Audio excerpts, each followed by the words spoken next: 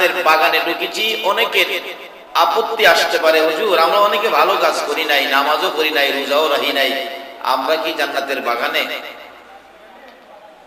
আমি বলবো আমরা যে নবীর উম্মত, এই নবীর উম্মতের জন্য জান্নাতের বাগানে যাওয়া এটা কোনো ব্যাপার না।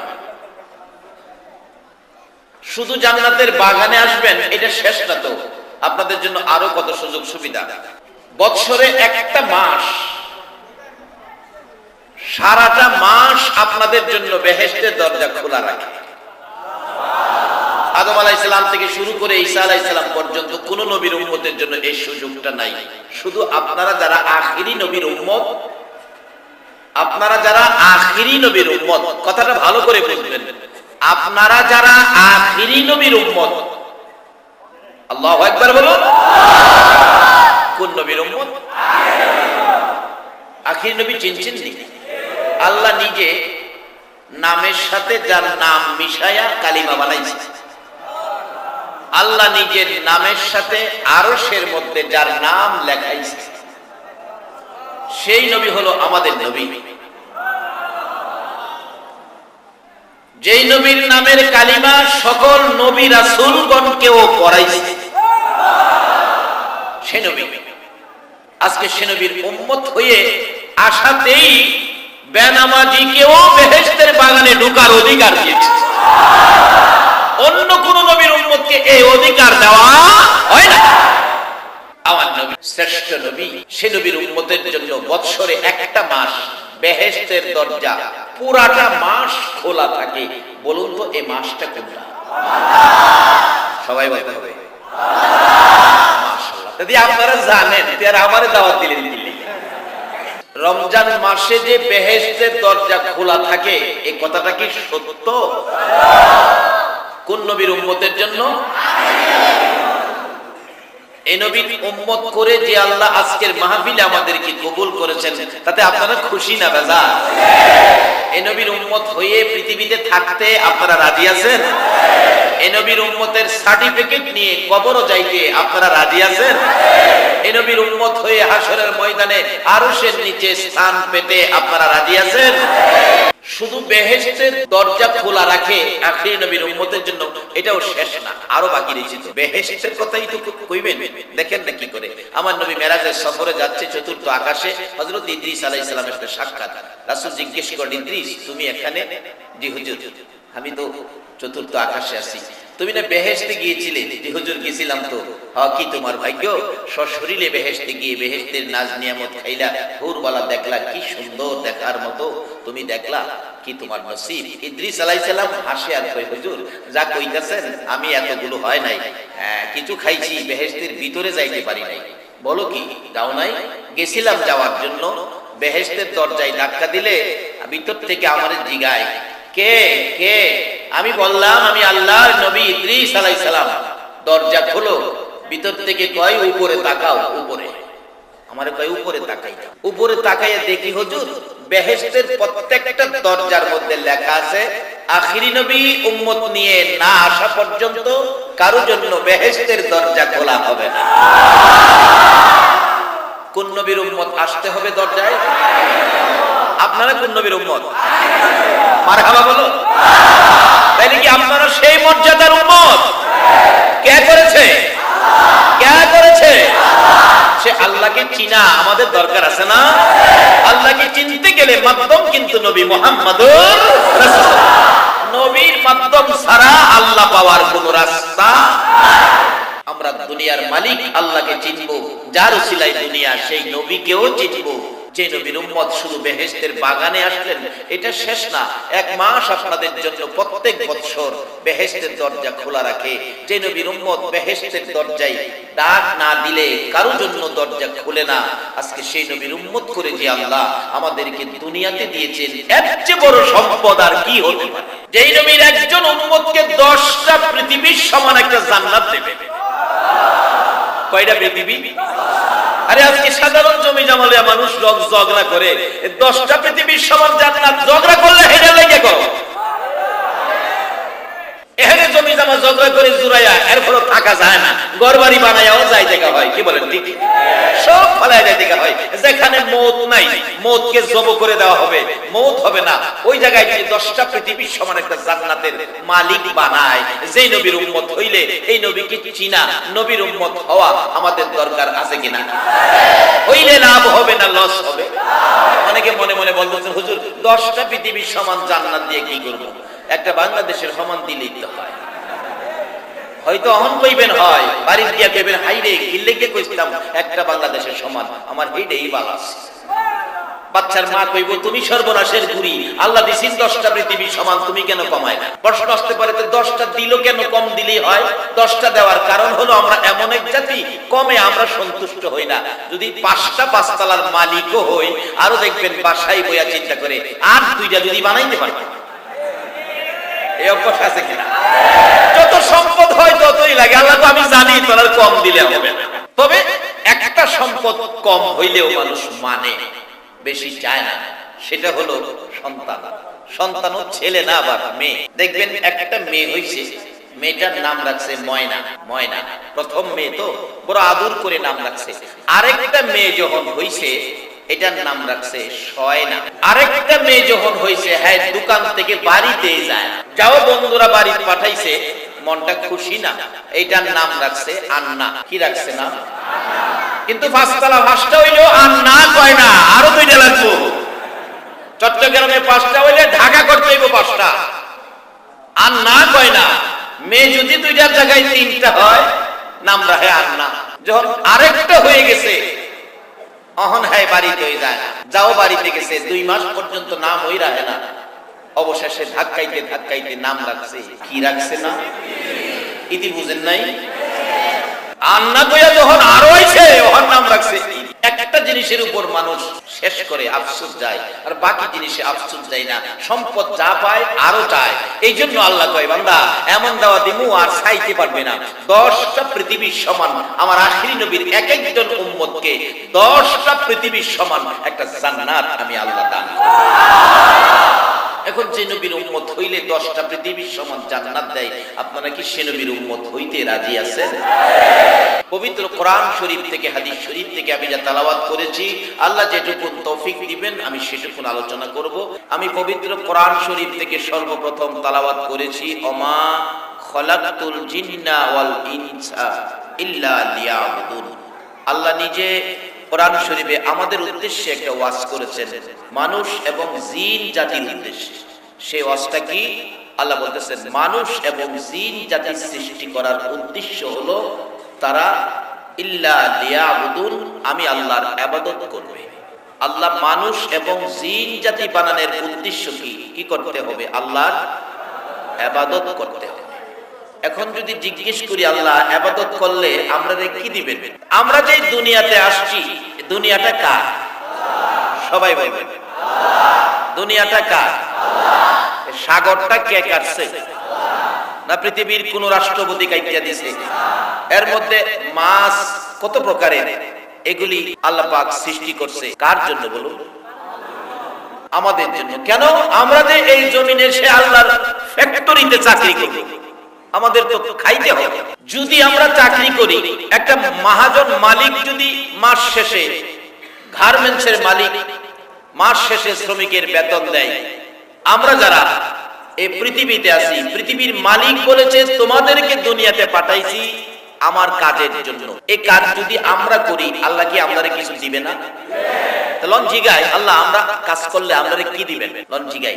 অন্য নবীর উম্মতেরা আবার এগুলি জিগাইবার সাহস পাইছে। এই সাহস থাকলে আখিরি নবীর উম্মতের আছে। এটা আল্লাহই দিয়েছে সাহস। কোরআন শরীফ, ওয়া ইযা সাআলাকা ইবাদি আন্নী ফাইন্নী করিব। আল্লাহ ডাকে, নবী গো আমার বান্দারা কি আমার কথা জিগায়? নবীরে যে কয় আমার বান্দারা আমার কথা জিগায়, আমার তালাশ করে, আপনি বলে দিয়ে আমি তাদের নিকটে আছি। আল্লাহ বলে আপনাদের নিকটে আছে। আচ্ছা, আল্লাহ যে আপনাদের নিকটে আছে কোরআন শরীফে কইছে, আপনারা কি মানেন? এরপরেও কিন্তু বেজাল করেন, বুঝালেন? এরপরও বেজাল করেন। আখিরি নবীর উম্মতের চরিত্রে বেজাল থাকার কথা। এই নবীর উম্মত যারা হইছেন আর কি চান? এর চেয়ে বড় কোনো বাজেট তো আল্লাহ দুনিয়াতে করে নাই। এত বড় ভাজে আখেরি নবীর উম্মত, তারপরও আপনার চরিত্রে বেজাল থাকার কথা। বেজাল করে কবরও যাবেন, কবরের খবর জানেন। আল্লাহ বলে আমাদের নিকটে। আল্লাহ বলছে নবীকে, নবী গো আমার কথা জিগায় তালাশ করে আপনি বলেন না আমি তো নিকটে, আন্নী ফাইন্নী করিব, একবারে নিকটে, শুধু নিকটে থাকি না। আল্লাহ আবার জিগায় উজিবু দাওয়াতাদ দাঈ ইযা দাআন। ও আমার আখেরি নবীর উম্মতেরা, তোমাদের কি আমার কাছে কোনো চাওয়া পাওয়ার আছে, কোনো দাবি দেওয়া আছে? আল্লাহ জিগায় আপনাদেরকে কোনো দাবি দেওয়া আছে কিনা। তাইলে এখানে কথা বলার, দাবি করার সুযোগ কিন্তু দিছে, অনুমতি পাইছি তো আমরা কথা কইতে পারবো। যেমন নূহ আলাইহিস সালামের কিস্তিতে সমস্ত পৃথিবী যখন পানির নিচে, নূহ নবীর কিস্তি ভাসতেছে, নূহ নবীর কিস্তির পাছার সেওয়ার মধ্যে ইবলিশ বইরেছে, শয়তান ইবলিশ। নূহ নবী কয় আল্লাহ বেজাইল্লারা কি আমার নৌকায়? বেজাইল্লারে চিনেন নাই? আল্লাহ ইবলিশ তো আমার নৌকায়। আল্লাহ কয় নূহ এরে কিয়ামত পর্যন্ত হায়াত দিছি, সমস্ত পৃথিবী পানির নিচে, হ্যাঁ যাইবো কই, তোর নৌকা ছাড়া তো শুকনা নাই, কাজী তোর নৌকার পাশাতে থাকবো। কিন্তু হ্যাঁ কিন্তু সুবিধান না, হ্যাঁ সাথে বাড়াবাড়ি করিস না, হ্যাঁ কথা কইস না, হ্যাঁ বয়ে থাকতে দে। আল্লাহ বলছে কথা কইস না হ্যাঁ সাথে। নূহ আলাইহিস সালাম তো কথা বলে ফেলছে, এই ইবলিশ বয়ে রইছস, পাছাতে বয়া থাক, এদিকে কিন্তু আসিস না। যাও ভয়ে চুপচাপ বয়ে আসি, এখন তো কথা কওয়ার সুযোগ পাইছি। হুজুর মাফ করবেন, আমি আপনার এদিকে আইতাম না, কথা কওয়ার সুযোগ পাইছি তো, আগে তো ভয় ছিল ভিতরে, এখন তো নূহ নবী সুযোগ করে দিল। আল্লাহ কয় নূহ আরে কথা কওয়ার সুযোগ দিস না। অবশেষে একটু সুযোগ পাওয়ার পরে আবার ডাকে, নূহ নবী হ্যাঁ একটা কথা কইতাম আপনাকে। কি? আল্লাহরে কোন না আমারে মাফ করে দিত। ইবলিশ কয় নূহ নবীরে কইতো হ্যাঁ মাফ করে দে। নূহ নবী তো আল্লাহর নবী বলে ফেলছে, প্রভু গো হ্যাঁ তো মাফ চাই, হ্যাঁ মাফ করে দিতেন। আল্লাহ কয় নূহ যে আদম আলাইহিস সালামকে সিজদা না করার কারণে এরে শয়তান বানাইছি, আদম নবীর বাক্সটা তোর নৌকায়, এই বাক্সটারে কয়েকটা সিজদা করতো, আমি কখনো মাফ করে দেব। বাক্স সিজদা করব, এরপরে মাফ করে দিবেন। নূহ নবী কয় ইবলিশ একটা গোল্ডেন চান্স, অপূর্ব সুযোগ, এই বাক্সটারে সিজদা করলে বলে মাফ করে দিব। ইবলিশ কয় বুঝা লই, কিছুক্ষণ পরে কয় আসলটারে সিজদা করছি না আর বাক্সরে করতাম। নূহ নবী আসলটারে একটু করছি না আর বাক্সরে করব। আল্লাহ তো নূহ এর জানাইয়া দে আর এর মাফের সুযোগ নাই। ফাসার সেওয়াত বয়াসিন চুপচাপ, নূহ নবী কথা কওয়ার সুযোগ দিছে। ইবলিশ যদি সুযোগ পায়া কিছু কথা কইতারে আর সরাসরি আল্লাহ আমাদেরকে কথা বলার অধিকার দিছে, আমরা কি জিগাইতে পারবো না? আল্লাহ তোমার ফ্যাক্টরির কাজ করলে আমরা কি নিবা? পাখি দিয়া। নূহ নবীর নৌকার মধ্যে পশু পাখিরা প্রস্রাব পায়খানা করে দুর্গন্ধ করে ফেলছে, এর মধ্যে সুবিধা নাই, দুর্গন্ধ শুরু হয়ে গেছে। 40 দিন পর্যন্ত পানির উপরে ভাসতেছে। নূহ নবী বলেন প্রভু গো দুর্গন্ধ সহ্য করতে পারি না, কি করব? পশু পাখির প্রস্রাব পায়খানা ভরে গেছে নৌকা। আল্লাহ কয় নূহ তোর নৌকার মধ্যে হাতি আছে? হাতি? হাতি তো আছে, হাতির কপালের মধ্যে হাত বোলাও। নূহ নবী হাতির কপালে হাত বোলাইলে হাতি তো হাসি দিছে, হাসি দেওয়ার পরে হাতির নাকে দিয়া শুকুর বাইরেছে। শুকুর, শুকুরের কাজ কি ভালো জায়গায় না ময়লায়? দেখেন নাই সাইজ কিন্তু হাতির মতোই, নাকে দিয়া হাসির মধ্যে বাইরিয়া ময়লা খাইতে শুরু করছে। কিছুক্ষণের মধ্যে ময়লা খায়া পরিষ্কার। ইবলিশ আবার দেখছে হাতির কপালে হাত বোলাইছে, হাসি দিছে, পরে শুকুর বাইরেছে। ইবলিশ চুপচাপ যায়া, এত আগে তো বাসার সেওয়াত আছে, লড়ছে না, অন্তর লড়াচড়ির অধিকার পাইছে। হাতির নাক থেকে যেটা বাইরেছে শুকুরের কপালে গিয়া হাত বোলাইছে ইবলিশ। হাতটা কি ভালো হাত লাগছে না বেজাইল্লা হাত? শুকুরের কপালে হাত বুলাইছে, শুকুর তো হাসি মারছে পরে নাকে দা বাইরেছে ইঁদুর। কি বাইরেছে? আচ্ছা যার হাত লাগিয়া ইঁদুর আইছে এই কি ভালো আইছে? আচ্ছা ইঁদুরের জীবনে ভালো কোনো কাজ করছে এরকম রিপোর্ট কেউ দিতে পারবেন? এই রূপগুলি কিন্তু এখনো দুনিয়াতে আছে। এই সবগুলি রূপ মুক্ত করার জন্য দুনিয়াতে যাকে পাঠাইলেন ইনার নামে লকব হলো রাহমাতাল লিল আলামিন। সব সমাধান হবে যদি এই নবীর উম্মত হয়ে নবীকে চিনতে পারেন, সাথে সাথে নবীকে মানতে পারেন। শুধু চিনলেই হবে না, মানতেও হবে। কিভাবে চিনবেন, কিভাবে মানবেন? আল্লাহ বলছেন নূহ এর সাথে কথা কইস না, সুবিধা না, কথা কইই তো সুযোগটা পাইছে। অহন ইঁদুর নূহ নবীর নৌকা কাটতে শুরু করছে। হঠাৎ দেখে নৌকায় পানি উঠতেছে। নবী কয় কি আশ্চর্য, পানি উঠে কোত্থেকে? যাইয়া দেখে ইঁদুরে কাটছে। অবশেষে তাড়াতাড়ি করে কম্বল টম্বল দিয়ে এটা বন্ধ করে বলতেছে, প্রভু গো আমি কি করব, ইঁদুর আমার তো নৌকা কেটে ফেলছে। আল্লাহ কয় আগেই কইছিলাম এর সাথে বেশি কথা কইস না। ও নবীর উম্মত, চিনছো কি কোন নবীকে জান্নাতে নেওয়ার ইঞ্জিনিয়ার বানাইছে? যেই নবী নিজের সুখের জন্য কিছুই করতে রাজি না। কার সুখের চিন্তা করে বলবো? আমার আল্লাহ একদিন প্রশ্ন করে, বন্ধু তুমি উম্মতের জন্য এত পাগল, তোমাকে একটা প্রশ্ন, তুমি কি আমার জান্নাত নিবা না তোমার উম্মত নিবা? প্রশ্নটা কি, জান্নাত নিবা নাকি উম্মত নিবা? আচ্ছা আপনারা দেখি প্রশ্নের জবাবটা কি দিতে পারেন। নবী কি জান্নাত নিব না উম্মত নিব? নবীজি সবসময় কান্নার সুর ছিল, ইয়া রাব্বি হাবলি উম্মতি, আল্লাহ আমার উম্মত আমারে দাও, আমারে দাও মানে হেবা করে দাও। দেখবেন জমি জামার মধ্যে এক কিসিমের দলিল আছে, অন্যান্য দলিলে দলিল করছে এটার বিরুদ্ধে 3 মাসের মধ্যে পেনশন করা যায়, কিন্তু কোন দলিল যদি হেবা দলিল হয় এর বিরুদ্ধে কোনো পেনশন চলে না। আল্লাহ বলছে, বন্ধু তুমি কি আমার জান্নাত নিবা না তোমার উম্মত নিবা? নবীজি কয়, আল্লাহ আমার উম্মত আমারে দাও, তোমার জান্নাত আমার দাও। আমার আল্লাহকে, বন্ধু দেখি এবার তুমি কি আমারে নিবা না তোমার উম্মত নিবা? আমার নবী কিছুক্ষণ চুপ করে থেকে কয়, আল্লাহ আপনি তো আমার বন্ধু হিসাবে আছেন, থাকবেন, যাইবেন কই? আমারে ফেলায় যাইবার জায়গা নাই। আল্লাহ গো আমার উম্মত আমারে দিয়া দেন। যে নবী উহুদ পাহাড় স্বর্ণ বানায়া দিব, কিন্তু উম্মতে পাবে না বিধায় নিতে রাজি না। জান্নাতের সুন্দর পোশাক মেরাজের সফরে যাবে, আমার উম্মতের না পাইলে এই পোশাক আমি নিতে রাজি না। আচ্ছা এমন দরদি নবীকে যদি নবী নির্বাচনে দাঁড়ায় একটা ভোট দিতেন না? দিবেন? দিবেন? নবী নির্বাচনে দাঁড়াবেন, শুধু নবীর প্রতি আপনাদের মহব্বত কত এটা দেখবে। নবীর মহব্বত ভালোবাসার অর্থ হবে কি, নবীর পক্ষে থাকা, নবী যে কাজগুলি পছন্দ করে নাই এই কাজগুলি বাদ দেওয়া, নবী যে কাজগুলি পছন্দ করেছে এই কাজগুলি করা। তবে একটা ভোট দেওয়া যায়, নবীজি রাহমাতাল লিল আলামিন হয়ে দুনিয়াতে আগমন করেছে, এই কথাটা মাইনা নেওয়াই হলো নবীজিকে ভোট দেওয়া। নবীজি যে রাহমাতাল লিল আলামিন হয়ে দুনিয়াতে আসছে, আপনারা কি এই কথাটা মানেন? সকলে মানেন? তাহলে রাহমাতাল লিল আলামিন নবীর পক্ষে থাকলে লাভ হবে না লস হবে? নবী যে দুনিয়াতে রাহমাতাল লিল আলামিন হয়ে আসছে, কত রহমত দেখেন। কিতাবে আসছে নবীজি রবিউল আউয়ালে 12 তারিখ সোমবার সুবে সাদেক দুনিয়ার জমিনে কদম মোবারক রাখার সাথে সাথে রহমতের নবীর কদমের বরকতে সমস্ত পৃথিবীকে আমার আল্লাহ মসজিদের মতো নবীর কদমের বিনিময় পবিত্র বলে ঘোষণা করে দিয়েছে। এই নবী যে মুহূর্তে আসার পরে সমস্ত পৃথিবীর জমিন পবিত্র হলো, এই মুহূর্তটা আলোচনা করার নাম হলো মিলাদ। এটা আলোচনা করার নাম কি?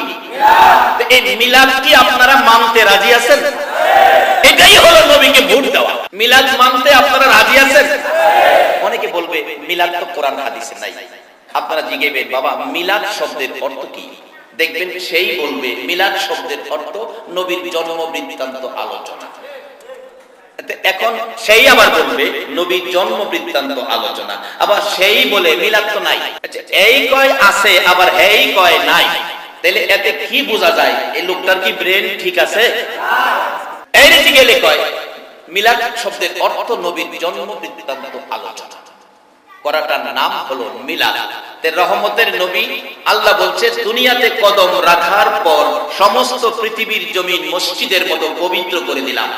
আচ্ছা এই যে ঘটনাগুলো আমরা শুনলাম, এর পক্ষে আমাদের থাকা দরকার আছে কিনা? মিলাদ এটা কিন্তু ফরজ ওয়াজিব না, এটা সুন্নত না, এটা একটা মুস্তাহাব সওয়াব। আপনি যদি মুস্তাহাব বলে তাকে ধাক্কা দেন তাহলে কিন্তু আপনার লস হবে। অনেক সময় ছোট জিনিসেও বড় কাজ করে, ছোট জিনিসেও কি বড় কাজ করে। ছোটকালে বই পড়েছি ইঁদুর ও সিংহের ঘটনা। ইঁদুর ও সিংহ, সিংহ ঘুমিয়েছে, ইঁদুর বেয়াদব সিংহের উপরে পড়ে গেছে। সিংহ তো তারে ধরছে মাইরা ফেলবে, ইঁদুরে ডাকতেছে, মামা আমারে মাইরেন না, আমি বাচ্চা থাকলে কোনোদিন আপনার উপকার করব। সিংহ হাসে, আরে তুই ইঁদুরের বাচ্চা, তুই কি করবি? মামা আমার মাইরেন না, বেঁচে থাকলে কোনোদিন উপকার করব। অনেক সময় ছোট ও বড় কাজ করে। সুলাইমান আলাইহিস সালাম লোক লস্কর নিয়ে যাচ্ছে পিঁপড়ার রাজ্যের উপর দিয়ে। পিঁপড়ার রাজ্য, পিঁপড়া কিন্তু দুর্বল মনে করেন না, পিঁপড়ার নামে কোরআন শরীফে সূরা আছে। পিঁপড়ার রাজ্যের উপরে দিয়ে সুলাইমান নবী লোক লস্কর নিয়ে যাচ্ছে। পিঁপড়ার রাজা ঘোষণা করে দিচ্ছে, এই সবাই গর্তের ভিতরে যাও, সুলাইমানের লোক লস্কর আসতেছে, পাড়ার তলে ফললে চাইবা যাইবা, পাড়ার তলে ফললে চাইবা যাইবা, ভিতরে যাও। সুলাইমান নবী সকল প্রাণীর কথা বুঝতেন, ওনার কানে আওয়াজ লাগলো। পিঁপড়া কি কইলো, আমার লোক লস্কর নাকি পাইরা হের বাহিনী চাপাই লইব, আমি কি জালিম নাকি, আমি তো আল্লাহর নবী। সুলাইমান কইলো কি, রাগে ফায়া অবশেষে পিঁপড়ার রাজারে ধইরা হাতে যায়, তুই কি বলছস, কি বলছস তুই? আমার লোক লস্কর আসতেছে, পাইরা চাপাই লইব, আমার লোক লস্কর কি জালিম নাকি, আমি তো নবীর পক্ষের মেহমান, তুই তাদেরকে নিয়ে ধাক্কা দিলি। দেহে সুলাইমান যে রাগ হইছে, অবশেষে পিঁপড়াই কয়, হুজুর আমার বাড়িতে আপনার দাওয়াত। পিঁপড়াই কয়, সুলাইমান নবীর মতো নবীরে আমার বাড়িতে আপনার দাওয়াত। অনেক সময় কিন্তু কোনো কথা আছে দুঃখের মধ্যে হাসি হইতেছে, হয়তো কথা কইয়া বলছে আমার বাড়িতে আপনার দাওয়াত। সুলাইমান নবী তো হাসি মারছে, আরে কি কইলি তুই, খাস কি আর আমারে খাওয়াই? একটা পিঁপড়া একদিন যদি খাউন টানতারে, হ্যাঁ 6 মাস বয়া খাইতেন। আচ্ছা আপনার বাড়ির বাতের বাতিল থেকে হ্যাঁ একদিন টানলে কয়টা বাত নিতে পারবো? হ্যাঁ লেগে তো একটা বাত একটা চাউলের বস্তা না, একদিন খাউন টানতারলে 6 মাস বয়া খাইতেন। অতিরিক্ত আর 10টা বাত নিব, এই বেটা সুলাইমান নবীর দাওয়াত করে বলছে। সুলাইমান নবী হাসি ঠাট্টা করতেছে, রে বুকার বুকা, তুই খাস কি আর আমারে খাওয়াইবি কি, আমার যে তুই দাওয়াত করলি। এবার কই, হুজুর তাইলে আপনার সাথে যত মেহমান আছে সবাই সহ আমার বাড়ির দাওয়াত। সুবহানাল্লাহ। মুস্তাহাব বলে ধাক্কা দিও না, মুস্তাহাব বলে ধাক্কা দিও না, ছোটকে অ্যাঙ্কার করো না, ছোট বড় কাজ করতে পারে। অনেক সময় 12 লক্ষ টাকার ভাস 2 টিকিয়া নাড়ের জন্য অচল হয়ে যায়। 12 লক্ষ টাকার গাড়ি 2 টিকিয়া নাড়ের জন্য কি হয়? অনেক সময় ঠান্ডায় নতুন গাড়ি স্টার্ট লয় না, 36 লক্ষ টাকার গাড়ি নতুন সব ঠিক, স্টার্ট লয় না। তেল মোবিল ঠিক আছে, স্টার্টিং ঠিক আছে, ড্রাইভার ঠিক আছে, সব ঠিক আছে, স্টার্ট লয় না। বলুন বাসের স্টাফ পরে এটারে চালাইতে কি করে? কয়না বাঙালি কি করে? এটা তো ফরজ ওয়াজিব না, বাসের সাবজেক্ট না। তেল মোবিল থাকতে হবে, ইঞ্জিন সব ঠিকঠাক থাকতে হবে, ড্রাইভার স্টার্টিং এ বসতে হবে, গাড়ি চলবে। কিন্তু ধাক্কা দেয় কেন? এই ধাক্কা দাও, এটা ফরজ ওয়াজিব না, এটা বাসের কোনো সাবজেক্ট না। ধাক্কাটা হলো এটা নফল জিনিস, এটা একটা মহব্বত। নফলটা আদায়ের মূল দ্বারা হলো মহব্বত, মুস্তাহাব হলো মহব্বত। দেখবেন মহব্বত লাগাইয়া বাসের পিছনে ধরে কয়েকজনে মিলে ধাক্কা দেয়। বলুন ধাক্কার পরে বাস স্টার্ট হইছে কিনা? কথাটা কি বুঝাইতে পারছি? ছোট হইলেও ধাক্কাটাই অনেক সময় 36 লক্ষ টাকার গাড়ি আপনার হাসরের ময়দানে 70 বছরের ইবাদত অচল হয়ে গেছে কোন ব্যবহারে। আল্লাহ বলবেন আমার বন্ধুর উপর দরুদ ও সালাম পাঠ করেছিল, ওই মিলাদের বরকতে তার 70 বছরের ইবাদত আমি আল্লাহ চালু করে দিলাম।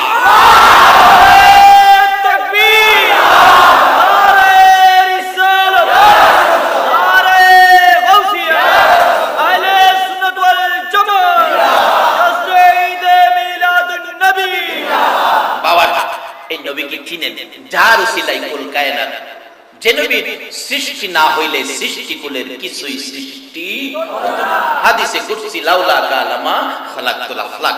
আসতেছি সামনে, আপনাদের কষ্ট হইতাছে না তো? আল্লাহ যদি দুর্যোগপূর্ণ আবহাওয়া সুস্থ করে দিতে পারে, আপনারা কি একটু সময় দিতে পারবেন না? মিলাদ, মিলাদুন নবী, এটা অন্য কোন নবীর শানে মিলাদ হয় না, শুধু আমাদের নবীর শানে। বাবারা, সুলাইমান আলাইহিস সালাম পিঁপড়ার দাওয়াত, প্রথম দাওয়াত করছে সুলাইমান নবীকে একা, এরপরে দাওয়াত করছে কি? সুলাইমান হাসে, আরে কয় কি পিঁপড়া? আমার আল্লাহ কয়, এ সুলাইমান পিঁপড়ার দাওয়াত কবুল কর, না হয় সমস্ত পৃথিবীর দাওয়াত করে বইব। কে কে দাওয়াতকারীরা কে? পিঁপড়া কত বড়? 2-4টা পিঁপড়া এক টিপে মারতে পারবেন না? হ্যাঁ কয় কি দেখছেন? তাহলে বুঝা গেল ছোট অনেক সময় বড় কাজ করতে কোন ব্যক্তি পারে, কোন ছোট পারে, যার পক্ষে আছে কে? আল্লাহ। কে আছে? কিভাবে দেখেন? ছোট হইলে কি আল্লাহর পক্ষে, এই জন্য তার পক্ষে বড় কাজ করা সম্ভব। তাইলে আমরা যে নবীর মিলাদ করব, এই নবীর পক্ষে কে আছে বলো? আল্লাহ নিজে তার উপর 24 ঘন্টা দরুদ ও সালাম পাঠ করে। এটা মুফাজ্জল মৌলবীর ওয়াজ না মুফতির ফতোয়া না, সরাসরি কোরআন। ইন্নাল্লাহা ওয়া মালাইকাতাহু ইউসাল্লুনা আলান নবী। মারহাবা বলো, মারহাবা। আবার ভালোবাসার ডাক ডাকে আপনাদের উদ্দেশ্যে ডাক, ইয়া আইয়ুহাল্লাযীনা আমানু, আল্লাহু আকবার বলো, সাল্লু আলাইহি ওয়া সাল্লিমু তাসলিমা। আল্লাহ নিজে যার পক্ষে দুরূদ ও সালাম আদায় করে সে নবীর পক্ষে মিলাদ, সে মিলাদে থাকতে আপনারা কি রাজি আছেন? সে মিলাদের পক্ষে থাকলে বাজেট কি আসতে পারে? বাস্তবে আসুন, হালিমাতুস সাদিয়ার জীবনী, আমার নবী দুনিয়াতে আগমন করেছে। আরবের প্রথা ছিল মক্কার কোন সম্ভ্রান্ত ভদ্র পরিবারের ছেলে মেয়ে জন্ম হলে তাইয়ের থেকে লোকের এসে নিয়ে যায়, লালন পালন করে তার বিনিময়ে কিছু পায়। হালিমাতুস সাদিয়া বলেন, মক্কা নগর ঘরে ঘরে ঘুরি, আমি গরিব বলে আমাকে দেখে কেউ সন্তান দিতে রাজি না। দুর্বল সুয়ারি পিছে পড়ে যায়, কোনদিন আইসা সন্তান আদি পায় না। আমেনার ঘরের দরজায় ধাক্কা দিয়ে ডাক দিলাম, কে আছো ঘরে? আমেনা বলেন, আছি আমি। তোমার সন্তান আদি আছে কি আমাকে দেওয়ার মতো? আছে তো, বাবারে পাঠাও। ও হালিমা, আমার সন্তানের বাবা নাই, এতিম। হালিমা বলেন, বুঝি ফেলেছি, এতিম বলে বুঝি তোমার সন্তানটা এখনো বুঝি কেউ নিল না। বলুন, এতিম নবীকে যারা নিবে তাদের দাম বাড়বে না কমবে? এতিম নবীর পক্ষে যারা যাবে তাদের ভাগ্য ভালো হবে না খারাপ হবে? হালিমাতুস সাদিয়ার জীবনী খুলুন। হালিমাতুস সাদিয়া বলেন, আমি ডাক দিলাম, আমেনা গো, এতিম বলে যখন কেউ নেয় না, আমাকে গরিব বলে যখন কেউ সন্তান দেয় না, একটু দেখে যাই নেই বা না নেই তোমার সন্তানটা কেমন। যাইতেছি বাড়ির ভিতরে, আমি দেখি আমি যেন রহমতের সাগরে ভাসতেছি। আমার সমস্ত শরীর যেন রহমত বরকতে শান্তিতে ভরপুর হয়ে যাচ্ছে। দরজাটার কিনারে যাইয়া দেখি, ঘরের ভিতরে তাকাইয়া গো, কলিজা ঠান্ডা হয়ে যায়। একটা পূর্ণিমার চাঁদ যেন ঘুমাইয়া রইছে। দরজাটাই দাঁড়াইয়া ডাক দিলেন, ও আমেনা, এ কি তোমার এতিম সন্তান? আমেনা দুইটা চোখের পানি ছেড়ে দিছে। হালিমা রে, বারবার আমার এতিম রে এতিম বলিস না, আমার কলিজার টুকরা সন্তান এতিম বললে আমি বড় কষ্ট পাই রে হালিমা। এবার হালিমাতুস সাদিয়া দরজায় দাঁড়াইয়া সুন্দর চেহারার দিকে তাকাইয়া গুনগুন গুনগুন করে গান গায়, আরে মা আমিনার কুলে দেখো চাঁদ উঠেছে। বলো, মা আমিনার কুলে দেখো চাঁদ উঠেছে, যাহারি প্রেমেতে জাহান পয়দা হয়েছে। আইরে যাহারি প্রেমেতে জাহান, মা আমিনার নয়ন মনি, সৃষ্টি কুলের সেরা যিনি। মা আমিনার নয়ন মনি, সৃষ্টি কুলের সেরা যিনি। যিনি পরি ফেরেশতারা সব পাগল হয়েছে, যিনি পরি ফেরেশতারা সব পাগল হয়েছে, যাহারি প্রেমেতে জাহান পয়দা হয়েছে। হায়রে যাহারি প্রেমেতে জাহান পয়দা হয়েছে। হালিমাতুস সাদিয়া বলেন, আমি আর সহ্য করতে পারি না, দৌড়াইয়া যাইয়া শিশু নবীকে খুলে নিলাম। মহিলারা দেখবেন তাদের চরিত্র হলো সুন্দর, বাচ্চা কাচ্চা দেখলে এটাই না খুলে নেয়, দুই গালে চুমো দেয়। হালিমাতুস সাদিয়া বলেন, আমি যাইয়া টাই না খুলে নিলাম, দুই গালে চুমো দিলাম। আমার নবী, শিশু নবী আমার দিকে তাকাইয়া মুস্কি মুস্কি হাসে। মিলাদুন নবীর পক্ষে গিয়েছে হালিমাতুস সাদিয়া, আর যার পক্ষ দেখে আমার নবী মুস্কি মুস্কি হাসে। আল্লাহু আকবার। আজকে যারা গো এই মাহফিলের আয়োজন করেছো, সোনার মদিনার দিকে অন্তরের চক্ষু খুলে দেখো গো, আমার নবী রওজা থেকে মুস্কি মুস্কি হাসতেছে। দয়ার নবী, মায়ের নবী, শিশু নবী হালিমাতুস সাদিয়া সুমাইয়ার দিকে তাকাইয়া মুস্কি মুস্কি হাসে। হালিমাতুস সাদিয়া বলেন, শিশু নবীর পক্ষে মিলাদুন নবীর পক্ষে দুইটা হাত বাড়াইয়া যখন শিশু নবীকে কোলে নিলাম, আল্লাহর কসম আমার স্তনে দুধ ছিল না, দুধ শুকিয়ে গিয়েছিল। এই নবী কোলে নেওয়ার পর মিলাদুন নবীর বরকতে আমার শুকনা স্তনের মধ্যে দুধের জোয়ার এসে গেছে। শুধু দুধের জোয়ারে শেষ নয়, দুর্বল সোয়ারি ছিল। আমি শিশু নবী কোলে লইয়া দুর্বল সোয়ারির কাছে যাওয়ার সাথে সাথে দেখি সোয়ারি মোটা তাজা হয়ে গেছে। শুধু এটাই শেষ নয়, আমি সোয়ারির উপর শিশু নবী নিয়ে চলে বসার পর দেখি আকাশের মেঘের টুকরা এসে আমাদের মাথার উপর ছায়া দিতেছে। আল্লাহু আকবার। শুধু এটাই শেষ নয়, মিলাদুন নবীর বরকত, শিশু নবীর বরকত। আমি শিশু নবী লইয়া যখন তাইফের দিকে রওনা হলাম, সকালবেলা সন্তানাদি লইয়া সবল সোয়ারিতে উঠে যারা বিদায় হয়ে তাইফের দিকে রওনা হয়েছিল, আমি বিকালবেলা শিশু নবী লইয়া দুর্বল সোয়ারিতে উঠে যখন রওনা হলাম, কিছুক্ষণ হাঁটার পর দেখি গো সকলের আগে আগে আমি হালিমা তাইফে পৌঁছে গেছি। সেই নবীকে চিনা আমাদের দরকার আছে কিনা? যেই ইবাদতে জান্নাত দিব, আল্লাহ বলছে এই ইবাদত বুঝাইবার ইঞ্জিনিয়ার হলো নবী মুহাম্মদুর রাসূলুল্লাহ। এখন এই নবীর তরিকা, এই নবীর আদর্শ ছাড়া কোনো ইবাদতে আল্লাহর জান্নাত পাওয়ার কোনো সুযোগ নাই। আল্লাহ বলেছে অমাইয়িতির রাসূল ফাকাত আতাল্লাহ, তোমরা আমার এই রাসূলের কথাগুলি মানো, তাইলেই হবে আমি আল্লাহর কথা মানা। কেন? রাসূলকে আমি যা বলাইছি রাসূল তাই বলছে, নিজে বানায়া কোনো কথা বলে নাই। রাসূলের কথাটাই হলো আমি আল্লাহর কথা। সুবহানাল্লাহ। কোন রাসূলকে এই সুযোগ সুবিধা দিলেন? যাকে লকব দিলেন সকল সৃষ্টির জন্য রহমত। আচ্ছা, আমাদের নবী আল্লাহর ঘোষণায় সকলের জন্য রহমত। আপনাদের মনে কি কয় নবী কি? গাছ গাছরার জন্য নবী, পশু পাখির জন্য নবী, সকল প্রাণীর জন্য নবী। বাবারা, আর আমাদের জন্য কি গজব? আমাদের জন্য হায় হায়। নবীরে চিনেন রহমত পাবেন, নবীরে চিনেন রহমত পাবেন। রহমত হিসাবে নবীরে যদি ঘরে নিতে পারেন, দেখেন না বাজেট কি। হযরত জাবের রাদিয়াল্লাহু তাআলা আনহুর জীবনী, খন্দকের জিহাদে আমার নবীর সঙ্গে জাবেরও ছিলেন। নবী নিজেও খন্দকের জিহাদের মাঠে মাটি কুদাল দিয়ে বেলসা দিয়ে মাটি কাটতেছিলেন, নবী নিজেও কাটেন। 3 দিন পর্যন্ত পরিশ্রম। কেন? খাল খনন করতেছিল যাতে শত্রুরা মদিনায় আক্রমণ করবে ঘোড়া নিয়ে সরাসরি ঢুকতে না পারে। এই জন্য খাল খননের নির্দেশ।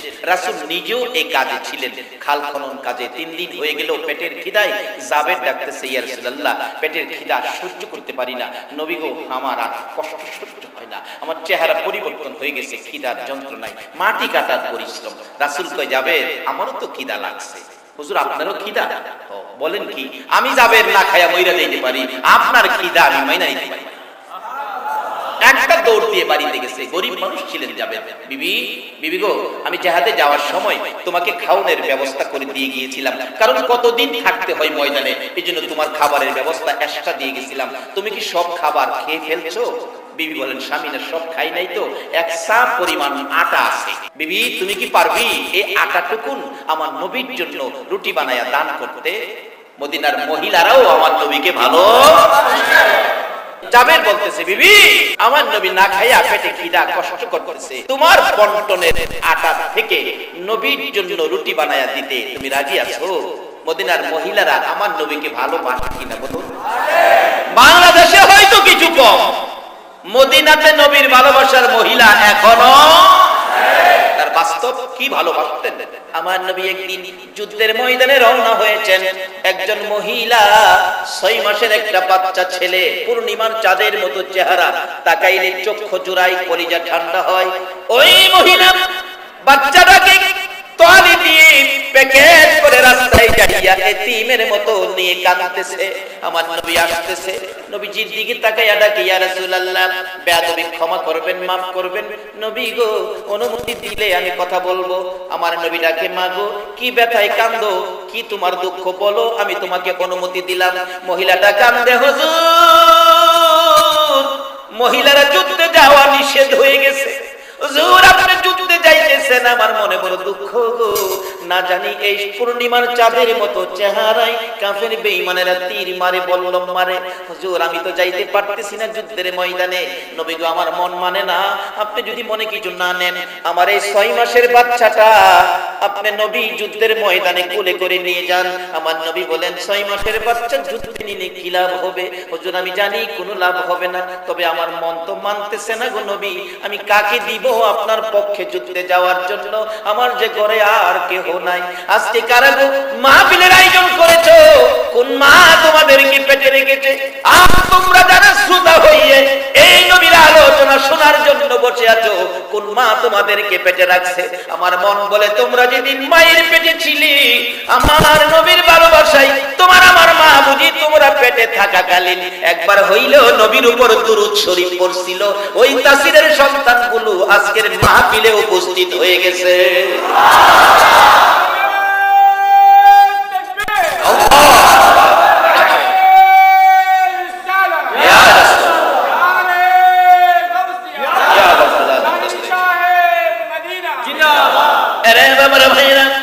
যেই নবীর পক্ষে আজকের ময়দানে ঝড় বৃষ্টির ভয় নাই, ময়দানে বসে আছেন, দাঁড়িয়ে আছেন, আমার মন বলে গো এটা যদি নবীর ভালোবাসাই হয়ে থাকে, আমার নবী আপনাদের জন্য ফুলসিরাতের ঘাটে বসে থাকবে। দয়ার নবী, মায়ার নবী ভালোবাসায় মদিনার মহিলারা পর্যন্ত এগিয়ে আসছে। ইয়া রাসূলুল্লাহ আমার এই 6 মাসের বাচ্চাটা নিয়ে যান যুদ্ধের ময়দানে। আমার নবীর কাছে যখন বাচ্চাটা দিতে চায়, বাচ্চাটা একবার মায়ের দিকে চায়, আবার আমার নবীর কোলে যাইতে চায়। জিজ্ঞেস করতেছে নবীজি, এ বাচ্চা তুমি কি যুদ্ধের ময়দানে তীর মারতে পারবা, যুদ্ধ করতে পারবা? মা হাসতে হাসতে বলে, হুজুর না না, আমি মা হইয়া বলতে পারি আমার ছেলে তীর মারতে পারবে না, যুদ্ধ করতে পারবে না, তবে আমি মা হইয়া বলতে পারি একটা কাজ আমার ছেলেটা করতে পারবে। সেই কাজটা হলো নবী গো, আপনি নবীর দিকে যদি কোনো কাফের বেঈমানে তীর মারে গো নবী, ওই তীরটা যখন আপনার গায়ে লাগার জন্য আসতে থাকবে গো নবী, তীরটা আপনার গায়ে লাগার আগে আগে গো আমার 6 মাসের ছেলেটাকে তীরের সামনে তুলে ধরে রাখবে। আমার 6 মাসের ছেলেটা কলিজার মধ্যে তীর লাগবে গো, কলিজা ছেদ্র হয়ে যাবে, মা মা বলে চিৎকার মেরে দুনিয়া থেকে বিদায় হয়ে যাবে। নবী গো আল্লাহর কসম করে বলি, আমি সন্তানের জন্য কোনো ব্যথা থাকবে না, তবু আমার রাসূলের গায়ে যেন আঘাত না লাগে। এমন ভাবে মদিনার মহিলারা পর্যন্ত নিজের সন্তানের চাইতে আমার নবীকে ভালোবাসা দিয়েছিল। জাবের রাদিয়াল্লাহু তাআলা আনহু বলেন, বিবি গো পারবিনি গো বিবি, তোমার খানার বাজেট থেকে আমার নবীর জন্য কিছু রুটির ব্যবস্থা করতে? জাবেরের বিবি কই, স্বামী আল্লাহর কসম আর একটা কণা আটাও আমি খাবো না, সবগুলো আটা রাসূলের জন্য অক্ষ করে দিলাম। রুটি বানাও। আবার ডাকতেছে জাবের, বিবি রুটি যে বানাবি তরকারি কি করবে? তরকারি ছাড়া রুটি কিভাবে খাবে? জাবেরের বিবি বলেন, স্বামী সে রাসূলের পক্ষে বসতে আপনারা রাজি আছেন? বিবি ঠিক আছে, তুমি রুটি বানাও, গোশত রান্না করো, আমি রাসূলকে নিয়ে আসি। জাবের দৌড়ে যায় আস্তে করে বলছে, ইয়া রাসূলুল্লাহ আমি গরিব মানুষ, আপনি না খাইয়া কষ্ট করবেন, আমি জাবের না খাইয়া মরতে পারি, রাসূলের কষ্ট সহ্য করতে পারি না। নবী গো আমার বাড়িতে আসেন, আমি গরিব একজনের জন্য খাবারের ব্যবস্থা করছি। জাবের কই, হুজুর চুপচাপ আইসা পড়েন। আমার নবী 2টা চোখের পানি ছেড়ে দিছে, জাবের রে কেউ তো খায় নাই, আমি কেমনে একা একা খাইতে যাব? আমি আমার সঙ্গী ছাড়া উম্মত ছাড়া খাইতে যাব না। যেই নবী উম্মত ছাড়া জান্নাতেও যাবে না, যেই নবী দরবারে নবীর প্রাণ প্রিয় বিবি আম্মা জান আয়েশা সিদ্দিকা প্রশ্ন করেছিলেন, ইয়া রাসূলুল্লাহ জীবনে কত জায়গায় মাইর খেয়েছেন? নবী গো আমি জানতে চাই এই ইসলামের জন্য কোন দিনের মায়ের, কোন ময়দানের মায়ের আপনার কাছে বেশি কষ্ট লেগেছে? আমার নবী চোখের পানি ছেড়ে দিয়ে কাঁদতেছে, ঠোঁট 2টা কাঁপতেছে। আয়েশা রে মায়ের কথা মনে করিস না রে আয়েশা, তাইফের মায়ের কথা রে আমি নবী সহ্য করতে পারি না। তাইফের মায়ের আমি নবী কেমনে ভুলবো রে? এত ব্যথা তাইফের জমিনে পেয়েছি, আর কোথাও এত ব্যথা আমি পাই নাই রে আয়েশা, তাইফের কথাটা আমি বলতে পারি না। কিছুক্ষণ পর আমার নবী আবারও কাঁদতে কাঁদতেছে। রে আয়েশা শুনো রে, আরেকটা ব্যাপার কথা বলি। তাইবের জমিনের মায়ের সবচেয়ে বড় ব্যথা পেয়েছি। তাইবের মায়ের কথাও আমি রাসূল বুইলা যাই রে, যখন আমার গুনাহগার উম্মতের কথা মনে হইয়া যায়। আমার উম্মতের কথা যখন মনে হয় রে আয়েশা, আমি তাইবের জমিনের মায়ের কথাও আমি বুইলা যাই। শুধু এটাই শেষ নয়, নবীর জীবনী খুলুন। উহুদের জমিনে যেদিন আমার নবীকে মারতে মারতে দুইটা দান মোবারক শহীদ, মাথার লোহার টুপি ভেঙে টুকরা টুকরা করে দুইটা লোহার টুকরার অংশ মাথার দুই পাশে ভিতরে ঢুকে গেছে। এত গভীরে ঢুকেছে, আমার নবী মাঝে মাঝে টানতেন খোলার জন্য। টান দিলে মন কয় কলিজা খুলে আসবে, লোহার অংশ খুলবে না। আমার নবী ব্যথায় ব্যথিত, মাথা চক্কর খাইয়া উহুদের পাহাড়ের নিচে পড়ে গেছে। তারপরেও শত্রুরা মারতে ছিল আমার নবীকে দুনিয়া থেকে বিদায় করে দেওয়ার জন্য। এমনি সময় হযরত জিবরাইল এইভাবে দুইটা হাত বাড়াইছে, প্রভু গো তোমার বন্ধুর কষ্ট সহ্য করতে পারি না। দুইটা হাত বাড়াইয়া নবীকে কোলে উঠাইয়া টান দিয়ে তাদের সামনে থেকে সরাইয়া নিয়ে আসছে, উহুদ পাহাড়ের মাঝামাঝি নিয়ে গেছে। একটা উহুদ পাহাড়ের মাঝামাঝি নিয়ে জিবরাইল বড় একটা পাথরের সামনে দাঁড়াইয়া ডাকছে, রে উহুদের পাথর, উহুদের পাহাড় রে, দেখ এই নবী যদি না হইতো তোরা কি হইতে? আমিও তো হইতাম না, কুল কায়নাত হতো না। দেখি মায়ের নবীকে মারছে রে, জ্ঞান ফিরতেছে না, একটু বিছানার ব্যবস্থা করে দাও, আল্লাহর বন্ধুকে শুয়াইয়া রাখি। জিবরাইল বলেন, এই বলে পরিচয় দেওয়ার সঙ্গে সঙ্গে দেখি লম্বা একটা পাথর ফাইটা তুলার মতো নরম বিছানা হইয়া যায়। জিবরাইল ওই বিছানার মধ্যে আমার নবীকে শুয়াইয়া মাথার পাশে বসে আছে, নবীর জ্ঞান ফিরতেছে না। অনেকক্ষণ পর নবীজির জ্ঞান ফিরলে চক্ষু মোবারক খুলে ডান দিক বাম দিক তাকাইলে জিবরাইল ডাকতেছে, ইয়া রাসূলুল্লাহ ভয় পায়েন না, আমি জিবরাইল আপনাকে পাহাড়ের উপরে নিয়ে আসছি, আর কেউ আপনাকে মারবে না। আমার নবী ডাকে, জিবরাইল আমারে তো পাহাড়ের উপরে নিয়ে আইছো, আমার উম্মতের খবর কি রে জিবরাইল? আমার সাহাবীদের অবস্থা কি? সাহাবীদের কি অবস্থা, কেমন আছে তারা? জিবরাইল বলেন, ইয়া রাসূলুল্লাহ সাহাবীদের খবর পরে নেন, আপনার খবর আমাকে আগে দেন, আমি অপেক্ষায় আছি। আপনার দান শহীদ, দাঁত ভাঙা ব্যথা কেমন লাগে আমার কাছে বলুন, আমি আল্লাহর কাছে পৌঁছাবো। হুজুর মাথা ভাঙা ব্যথা গো কেমন লাগে আমার কাছে বলুন, আমি আল্লাহর কাছে পৌঁছাবো। আমার নবী কান্দে, জিবরাইল রে আমার দাঁত ভাঙা ব্যথা কেমন লাগে জিজ্ঞেস করলি, মাথা ভাঙা ব্যথা কেমন লাগে জিগাইলি, আমার উম্মতের ব্যথা কেমন লাগে জিগাইলি। রে জিবরাইল শুনে যাও, দাঁত ভাঙা ব্যথা মাথা ভাঙা ব্যথার চাইতে রে আমার গুনাহগার উম্মতের ব্যথা বেশি। নবীজি কই যাবেন? আমি একা কেমনে খাবো রে আমার সঙ্গীদেরকে রেখে? হুজুর আমি যে গরিব মানুষ, একজনের খাবারের আয়োজন করেছি। রাসূল কই যাবেন? চিন্তা করিস না, আমি একজনের খাবার 3000 মেহমান লয়ে খাবো। এটা একমাত্র ওই নবী ওই পারবে যে নবীর নামের লকব হলো রাহমাতাল লিল আলামিন।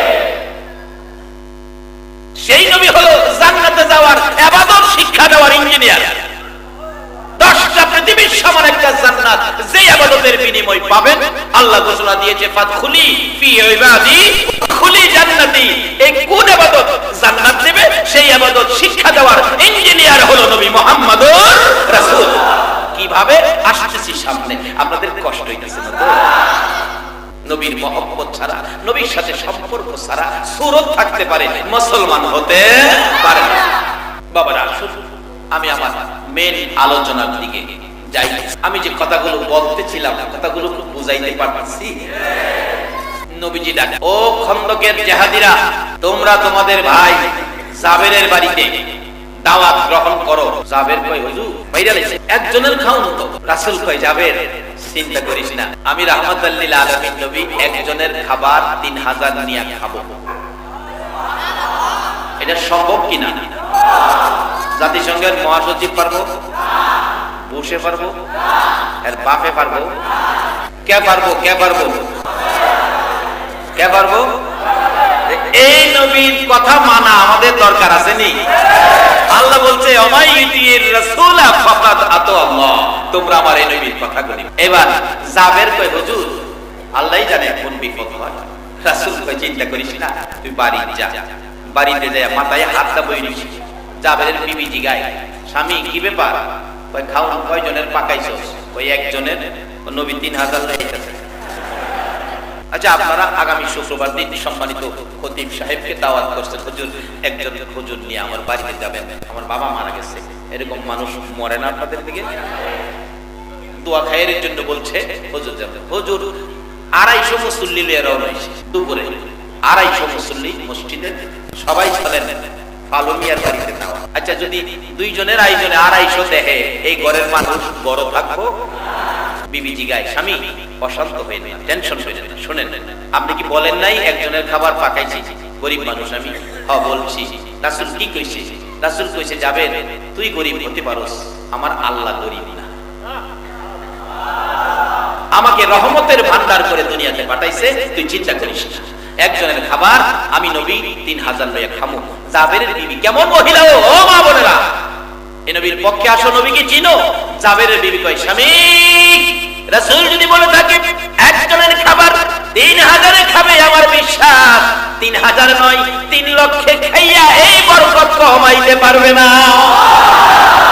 রাসূলের পক্ষে, রহমতের নবীর পক্ষের বরকত খাইয়া কমাইতে পারবে না, চিন্তা করেন না। এমন সময় দেখা যায় মেহমান আয়া বসছে। কয়া জাবেরের বিবি, স্বামী চিন্তা করেন না, নবীজি ডাকে যাবেন, খাবার তো হইছে, রুটি গোশত আমার সামনে নিয়ে আয়। নবীজি রুটির উপর ফু দিলেন, গোশতের উপর ফু দিলেন। যাবেন, ডাকনা উঠাইছি না, তুই খাওয়াইতে থাক, এক সাইড খালি করে খাওয়াইতে থাক। এবার সাহাবীরা আসো খাও, সবাই গেছে। জাবেরকে, হুজুর এত মেহমান একবারে আমি বসাইতে পারবো না, আমি গরিব মানুষ। রাসূল জিগাই, কয়জন বসাইতে পারবি, কয়টা প্লেট দিতে পারবি? হুজুর আমরা 10টা প্লেট। কিতাব লেখে 10টা প্লেট উল্লেখ করছে, 10টা প্লেট আছে। রাসূল বলেন তোমরা 10 জন করে আসো, যারা নবীকে ভালোবাসে, নবীর কথা তারা কি মানে না? আমরা তো ভালোবাসি, নবীর কথা মানে না, কেন মানবেন না? আসতেছে 10 জন করে আসছে, খাইতেছে, রুটি গোশত দিতেছে। খাওন জানি কয়জনের পাকাইছে? ছাগলটা জানি কয় মাসের? 4 মাসের একটা ছাগলের বাচ্চা, আলু না দিয়া, চুল কম দিয়া, বোনা কইরা দিলে একজনে খাই লইবেন, এমন মানুষ আছেন না? কেন একজনে খাই লইবেন, আছেন না? দেখি তো এমন খাওয়াই না, কয়জন কেনা পারবো? একটু হাত দিলাতে হাত কে পারবেন? একজন, দুইজন, তিনজন, এদিকে একজন আছে, 3 জন, 4 জন, 5 জন। আর ভয় পাইতেছেন কেন? আমরা না খাইলে খাইব কে? আমরা নবীর যদি সৃষ্টি না হইতো, এই বেহেশতের খাওনের সৃষ্টি হইতো? এই নবী আগে যাইবো, আমরা পিছে যাবো, খাওন তো আমরাই। দেখছেন না তো বেহেশত গিয়া দেখেন না খাওন কারে? 4 মাসেরটা কি 4 বছরেরটা খাই না আমার রকম কি কা? বলে হুজুর এত খাওন খাইলে পায়খানার যাবো কই? না, বেহেশতে পায়খানার ব্যবস্থা নাই, খাইবেন খালি পায়খানা, ওই তো যাইবেন কই? একটা টেকর দিবেন। 10 জন খাইছে, হাড্ডি গুড্ডি জমায় একটা বান্ডের মধ্যে রাখছে। আরো 10 জন খাইছে, হাড্ডি গুড্ডি জমায়া বান্ডের মধ্যে রাখছে। এইভাবে 3000 এক বইরা খাইছে। একজনের খাওন 3000 খাইছে। নবীজি জিগায়, যাবের খাওনের খবর কি? হুজুর দেখি নাই তো। দেখো না আছে। যাবের কয়, আমি ডাকনাটা আলগি দিয়া দেখি, রুটি আর তরকারি এখনো 4 ভাগের 1 ভাগ খাওন শেষ হয়েছে। এটা কোন নবীর বরকত? রাহমাতাল লিল সকল সৃষ্টির জন্য এই নবী হলেন রহমত, নবী বরকত, নবী করুণা, নবী দয়া, নবী শান্তি, নবী সুখ, নবী মুক্তি, নবী জান্নাতে যাওয়ার ইঞ্জিনিয়ার। এবার জাবেরের বিবি কয়, স্বামী কি খবর? 4 ভাগের 1 ভাগ শেষ হয়েছে না। এবার জাবেরের বিবির বিজয় হলো না পরাজয় হলো? জাবেরের বিবি ডাকে, ও মা বোনেরা শুনো, তোমাদের বিজয়। স্বামী আমি তো বলেছিলাম এই নবীর বরকত খাইয়া শেষ করা যাবে না। ও স্বামী আমি তো বলেছিলাম 3 লক্ষে খাইলেও শেষ হবে না। এখন প্রমাণ হয়েছে কিনা বলো? জাবেরের বিবির প্রশ্নের জবাব দেয় জাবের, হ বিবি তোমার কথাই তো রাইট, তুমি যা বলছো তাই তো পাইলাম। জাবেরের বিবি বলেন, স্বামী গো এত বরকতের খাবার গো স্বামী, আমারে কিছুটা দিয়েন, আমি বকরি দিলাম, আমি আটা দিলাম। আমার নবী বলেন, জাবের রে তোর বিবি কি কয়? হুজুর আমার বিবি বলছে এত বরকতের খাবার আমারে কিছু দিও, আমি আদরের বকরিটা রাসূলের জন্য দিয়েছি, আটাও আমি দিয়েছি। আমার নবী বলেন, জাবের রে তোর বিবি যখন আমাকে ভালোবাসা দিয়েছে, আদরের বকরির বাচ্চা জব করে দিয়েছে, ও জাবের আমি তোর বিবি বিবির ভালোবাসার বিনিময় দিতে রাজি হয়ে গেলাম। 3000 মেহমান খাওয়ার পর হাড্ডি গুড্ডি গুলি কই রাখছস, জুড়াগুলো কই রাখছস? হুজুর ভান্ডের ভিতরে আছে, নিয়ে আসো আমার সামনে। জাবের বলেন হুজুর হাড্ডি জুড়া দিয়ে কি করবেন? তরকারি এই তো পাতিল ভরা আছে। আমার নবী বলেন না, জুড়ার হাড্ডি নিয়ে আসো। হাড্ডির পাতিলটা সামনে দিলে আমার নবী ডাইন হাত মোবারক হাড্ডির ভিতরে ঢুকাইয়া আকাশের দিকে তাকাইয়া কি যেন বলতেছেন। এইভাবে জাবের তাকিয়ে আছে, জাবেরের বিবি পর্দার ভিতর থেকে তাকিয়ে আছে। কিছুক্ষণ পর দেখে আমার নবী হাড্ডির ভিতর থেকে রহমতের নবী হাত বাহির করতেছে। হাতের সাথে 4 মাসের বকরির বাচ্চা বাহির হয়ে আইছে। জাবেরের বিবি তাকিয়ে আছে গো, আমার নবীর বরকতের হাতের সাথে হাড্ডির ভিতর থেকে 4 মাসের ছাগলের বাচ্চা বাহির হয়ে আসছে। বাচ্চাটা বাহির হইয়া হাঁটতে হাঁটতে জাবেরের বিবির নিকটে চলে গেছে। জাবেরের বিবি বলেন আমি ঘুরাইয়া গারাইয়া দেখি, আল্লাহর কসম গো, যেই বাচ্চা জব করেছিলাম রাসূল সেটাই আমাকে ফিরাইয়া দিয়েছে। এই রহমতের নবীর কথা মানা বলুন আমাদের দরকার আছে কিনা? এই নবী সকল প্রাণীর জন্য রহমত। এখানেই শেষ নয়, আরবের ইতিহাস খুলুন। মক্কার জমিনে একটা শিকারী সুতার জাল পেতে রাখছে, পাবলা কাটার জংলায় দূর থেকে লাঠি দিয়ে ধাওয়া করতেছে হরিণ শিকারের জন্য। একটা হরিণ দৌড়াইতেছে জীবন বাঁচানোর জন্য, দৌড়ায় যাইয়া সুতার জালের মধ্যে পেঁচ খাইয়া গেছে। শিকারী দৌড়াইয়া পেঁচাইতে পেঁচাইতে হরিণটাকে আবদ্ধ করে ফেলেছে, বন্দি করে শেষরাইয়া বড় হরিণ আলগি দিয়ে নিতে পারে না, শেষরাইয়া নিতেছে। আর হরিণের চামড়া পাথরের সাথে লাইগা চামড়া ছিঁড়ে রক্ত বাহির হইতেছে। হরিণ ডাকতেছে প্রভু গো, এই কষ্টের কথা সে বুঝতেছে না গো, কার কাছে বলবো আমার মনের দুঃখের কথা? নিতে নিতে একটা গাছের মধ্যে নিয়ে বাইটা রাখছে সুতার জালে পেঁচাইয়া। রাস্তা দিয়ে যাচ্ছিলেন রাহমাতান লিল আলামিন। আমার নবী কাছাকাছি গেলে হরিণ মানুষের মতো কথা বলে ডাকে, হুজুর কে শুনবে গো আমি হরিণীর মনের দুঃখ। আমার নবী পাশে দাঁড়াইলে চোখের পানি দেখে বলছেন কি তোমার দুঃখ? হুজুর শিকারীর হাতে বন্দী হয়ে গেছি, দুঃখ নাই, একটা দুঃখে কাঁদতেছি। হুজুর কি দুঃখ? সবে মাত্র 2টা বাচ্চা প্রসব করেছিলাম, ঠিক মতো দুধ খাওয়াইতে পারি নাই, ঘাস খাওয়ার জন্য মাঠে এসেছিলাম। হুজুর শিকারীর হাতে বন্দী হয়েছি, আমার বাচ্চা 2টা না খাইয়া জীবন চলে যাবে। কিছুক্ষণের জন্য যদি হুজুর আমাকে ছেড়ে দিতেন, আমি জীবনের মতো শেষ দুধ বাচ্চাদেরকে খাওয়াইয়া মা ডাকবিনি, মা ডাক ডাকাইয়া বাচ্চার মুখের মা ডাক শুনে আমি জীবনের বিদায় হয়ে আসতাম। আমার নবী রহমতের নবী, সকল সৃষ্টির জন্য করুণা রহমত নবী হরিণ ছেড়ে দিয়ে হরিণের রশি হাতে লইয়া দাঁড়িয়ে আছে। কিছুক্ষণ পর শিকারী আইসা দেখে হরিণ নাই, একজন ব্যক্তি দাঁড়িয়ে আছে। আমার হরিণ কোথায়? তোমার হরিণ ছেড়ে দিয়েছি। এ কি বলো ছেড়ে দিয়েছো? কষ্ট করে হরিণ শিকার করলাম, তুমি ছেড়ে দিয়েছো? রাসূল বলেন পাগলামি করো না, কিছুক্ষণের মধ্যে তোমার হরিণ ফিরে আসবে। শিকারী কই আমি পাগলামি করি না তুমি পাগলামি কথা কও? হরিণ কি ছাড়লে ফিরে আসে? যেই নবী ছাড়ছে বলুন ফিরে আসে কিনা? হরিণী রক্ত বীজের শরীর লইয়া কাঁদতে কাঁদতে পাহাড়ের ওই শেষ প্রান্তে যাইয়া বাচ্চাগুলোর কাছে যাইয়া দেখে বাচ্চাগুলো সারাদিন পেটের খিদাই রে মা মা বলে কাঁদতে কাঁদতে গলার আওয়াজ বন্ধ হয়ে গেছে। কাছে যাইয়া চোখের পানি ছেড়ে ছেড়ে বলছে, আদরের সন্তানেরা রে দুধ খা, দেরি করিস না, জীবনের শেষ দুধ খাইয়া দে। তোর মা রে শিকারীর হাতে বন্দী হয়ে গেছে, দেরি করিস না, তাড়াতাড়ি দুধ খা। আমি রাহমাতাল লিল আলামিনের হাতে রশি লাগাইয়া ফিরে আইছি। বাচ্চা হরিণ 2টা ডাকে, মা কার হাতে গো রশি লাগাইছো? যেই নবী না হইলে তামাম পৃথিবী হতো না, এই নবীর হাতে কি রশি লাগাইছো? তোমাদের মায়াই তোমাদের মহব্বতে পড়ে আমি মা কি করব, নবীজির হাতে রশি দিছি।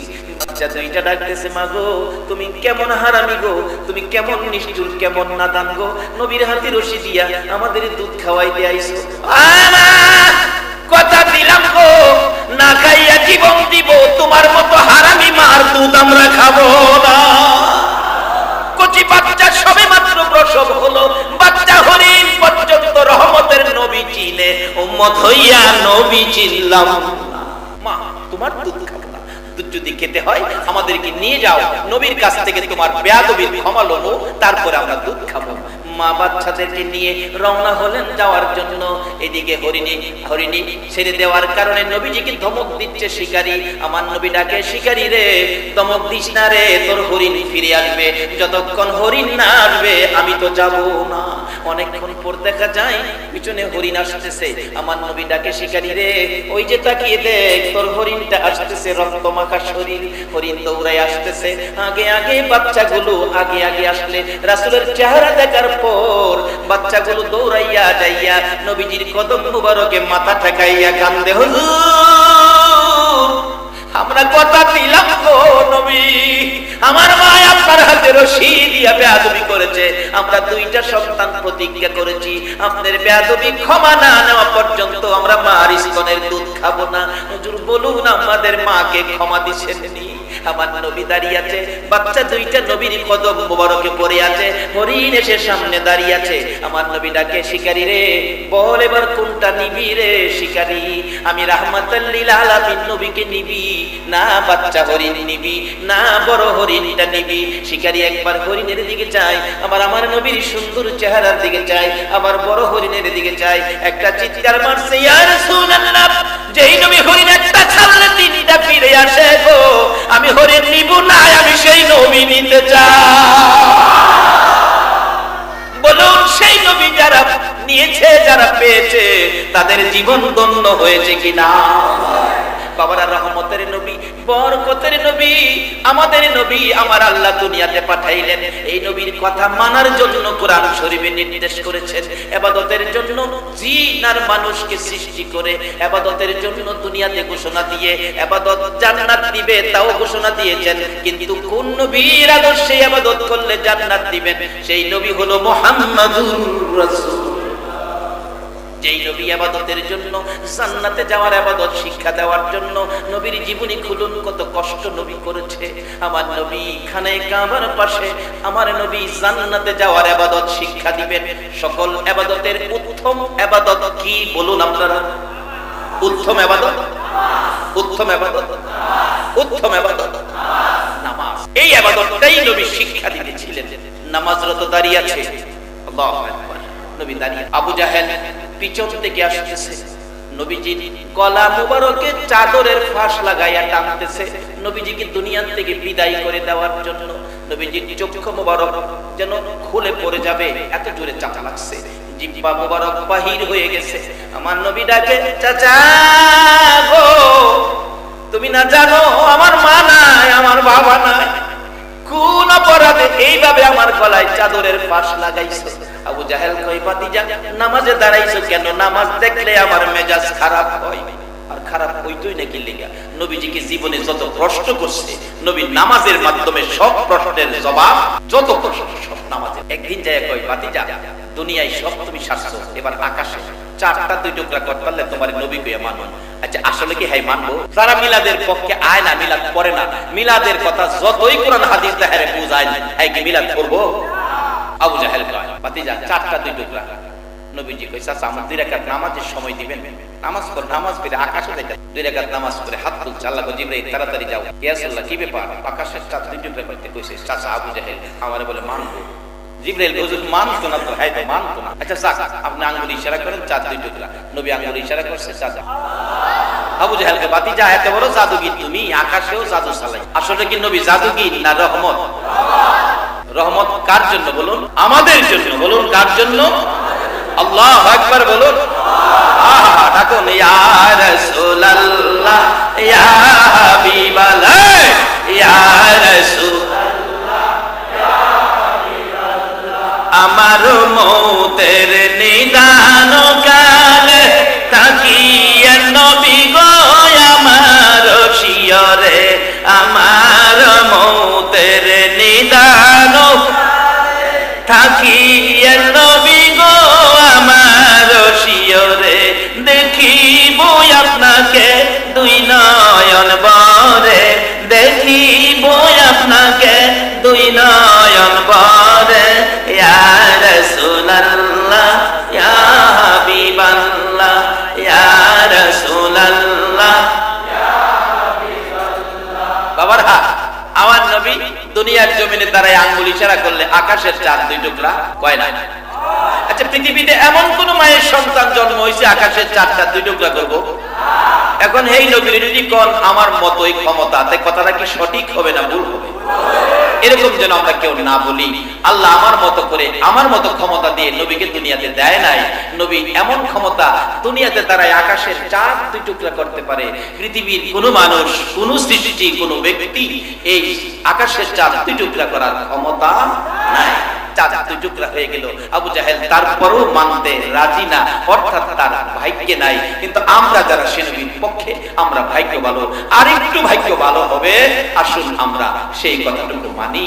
আমার নবী সেদিন এই দিনের মতো নামাজে আরেক দিন দাঁড়িয়ে আছে। ওই আবু জাহেল কই বাতিজা, তোমার নামাজ দেখলেই আমার মেজাজ খারাপ হয়, সব প্রশ্নের জবাব তুমি নামাজ দিয়ে দাও। আজ তোমারকে দেখলে, নামাজের অবস্থায় দেখলে মেজাজ খারাপ। আবু জাহেল কোত্থেকে যেন আসতেছিল সঙ্গীদেরকে লইয়া। আমার নবী জান্নাতে যাওয়ার ইবাদত শিক্ষা দিবেন, ইঞ্জিনিয়ার হয়ে নামাজরত দাঁড়িয়ে আছে। আমার নবী নামাজরত দাঁড়িয়ে আছে, পিছন থেকে আবু জাহেল আসতেছে রাগ হইয়া, বাতিজা আবারও নামাজে দাঁড়াইছো, কালকে না তোমার গলায় চাদরের ফাঁস লাগাইছিলাম, আজকে তোমাকে আরো প্রচন্ড ব্যথা দিব। সেজদায় গেলে আবু জাহেল পরামর্শ করে, আমার নবী সেজদায় গেলে নবীজির গার মুবারকে পাড়া দিয়া গার মুবারক ভেঙে ফেলবে। নাউজুবিল্লাহ। কারণ এই আবু জাহেলের ভাইরে আপনারা ওয়াজ শুনবেন না, আগে হেরে বিদাইবেন। আবু জাহেল বাপের বেলা হলে হালি শহরা। আমার মনে হয় আবু জাহেল যদি হালি শহরাইয়ে মহিলারা শুনে, মহিলারাও রান্না বাড়া ফিয়া বাইরিব, বাইরিব না? এটা কি লিয়া বাইরিব কম তো? জারু জারু কি লিয়া বাইরিব? দেখছেন আমি কই না, হেরা কিন্তু কই লিখছি। হ্যাঁ আবু জাহেল না, বাপের বেলা হলে হালি শহরা। মক্কাতে থেকে বাহাদুরি করছস, বাংলাদেশে জারুর বাড়ি খায় না। আইতো না তো, হ্যাঁ জানে স্বপ্নেও যদি হেরে পাই ছাইরা দিবেন। আজকে একটা সিরা জুতা খাড়ের ভাইয়ার লগে বাইন্দা ঘুমাইবে, কারণ হেরে অন্য কিছু দিয়া মারলে হেরে ইজ্জত বাইরা দেবো। হেরে মারলে কি দা মারুন লাগবো? লেগে আবার দেখতেন বাড়ি বাড়ি ঠিক না, বুঝতে বুঝতে জুতার বাড়ি খাইবি তুই, সর্বনাশ করে গেছস। অহনকর বেশি আরামে আসে না। আবু বকর নবীর পক্ষে ছিল, এই জন্য আবু বকর বাড়িতে মক্কা টাওয়ার করে দিয়েছে, হাজী সাহেবরা নামাজ পড়ে। আর আবু জাহেলের বাড়িতে কি দিছে? পায় না, কি দিছে? কয়শো? 650 থেকে 700 পায়খানা। অকল পৃথিবীর হাজিরা এর বাড়ি কি করে? পায়খানা কি ভদ্রভাবে করে না একবারে মাশাআল্লাহ সব? আমার এক মামুন ভাই হজে গেছিলাম, নবীর আশেক ছিল, গরিব মানুষ, ইমামতি করতো, কিছু পয়সা নিজেও দিছি, মানুষের কাছ থেকে কিছু উঠাইছি, এরপর সব মদিনায় যাইতো, লইয়া গেলাম মক্কা মদিনায় দেখাইলাম। মক্কাতে আইসা কয় মামা আবু জাহেলের বাড়িটা দেখাইলাম না, দিনের 11টার দিকে লইয়ে গেছি, নবীজির বাড়ি দেখাইয়া আবু জাহেলের বাড়ি নিয়ে গেলাম। এটা আবু জাহেলের বাড়ি। কয়টা তো ফায়হানায় না, ফায়হানায় আবু জাহেল। আচ্ছা নবীর সাথে দুশমনি কইরা তার লাভ হইল না লস ছিল? কতে মামা হের বাড়ি একটু যাওন লাগে না? যাও, আমারও তো একটু যাও না দরকার, খালি যেতাম কি লেগে হাসরের ময়দানে কইতার হের বাড়ি 11টার সময় তোর ভাইখানার ব্যাগ থাকে না। আমি একটু প্রস্রাব কইরা বাইরিয়া খালি রয়েছি, মামু আর বাইরে দরজার কিনারে যে ডাকতেছে, মামু ভিতরে কয় 10 মিনিট হয়েছে, হ্যাঁ বাইরে। মামু 10 মিনিট কি করো, এত পায়খানা করতে করো? ভিতরে কয় মামু পায়খানা করি না তো।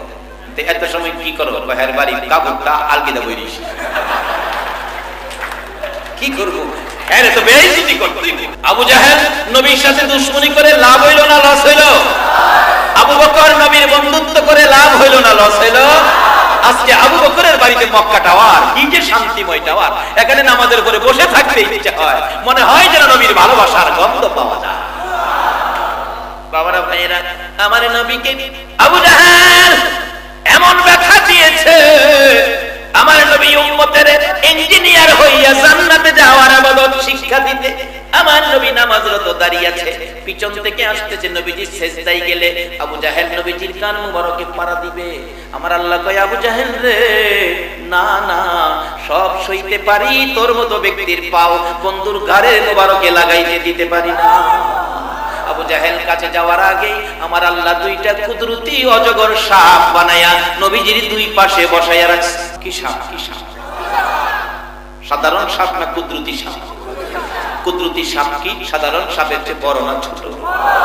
যদি বড় কতটুকু হইতে পারে, তাইলে মুসা নবীর জীবনী খুলুন। ফেরাউন জাদুঘর দিয়া মাঠের মধ্যে সাপ বানাইয়া বইরা দিয়েছে, মুসা নবীর ডাহে বাহাস করুন, আও বাহাস বাহাস। মুসা নবীকে আল্লাহ আমার লোকে বাহাস করবো, সাপ বানাইছে জাদু দিয়া, কি করবো? যাবো। আল্লাহ কয় যাও। এত সাপ আমি কি করবো? মুসা চিন্তা করিস না, তোর হাতে লাড়ি আছে না? আছে তো লাড়ি যথেষ্ট।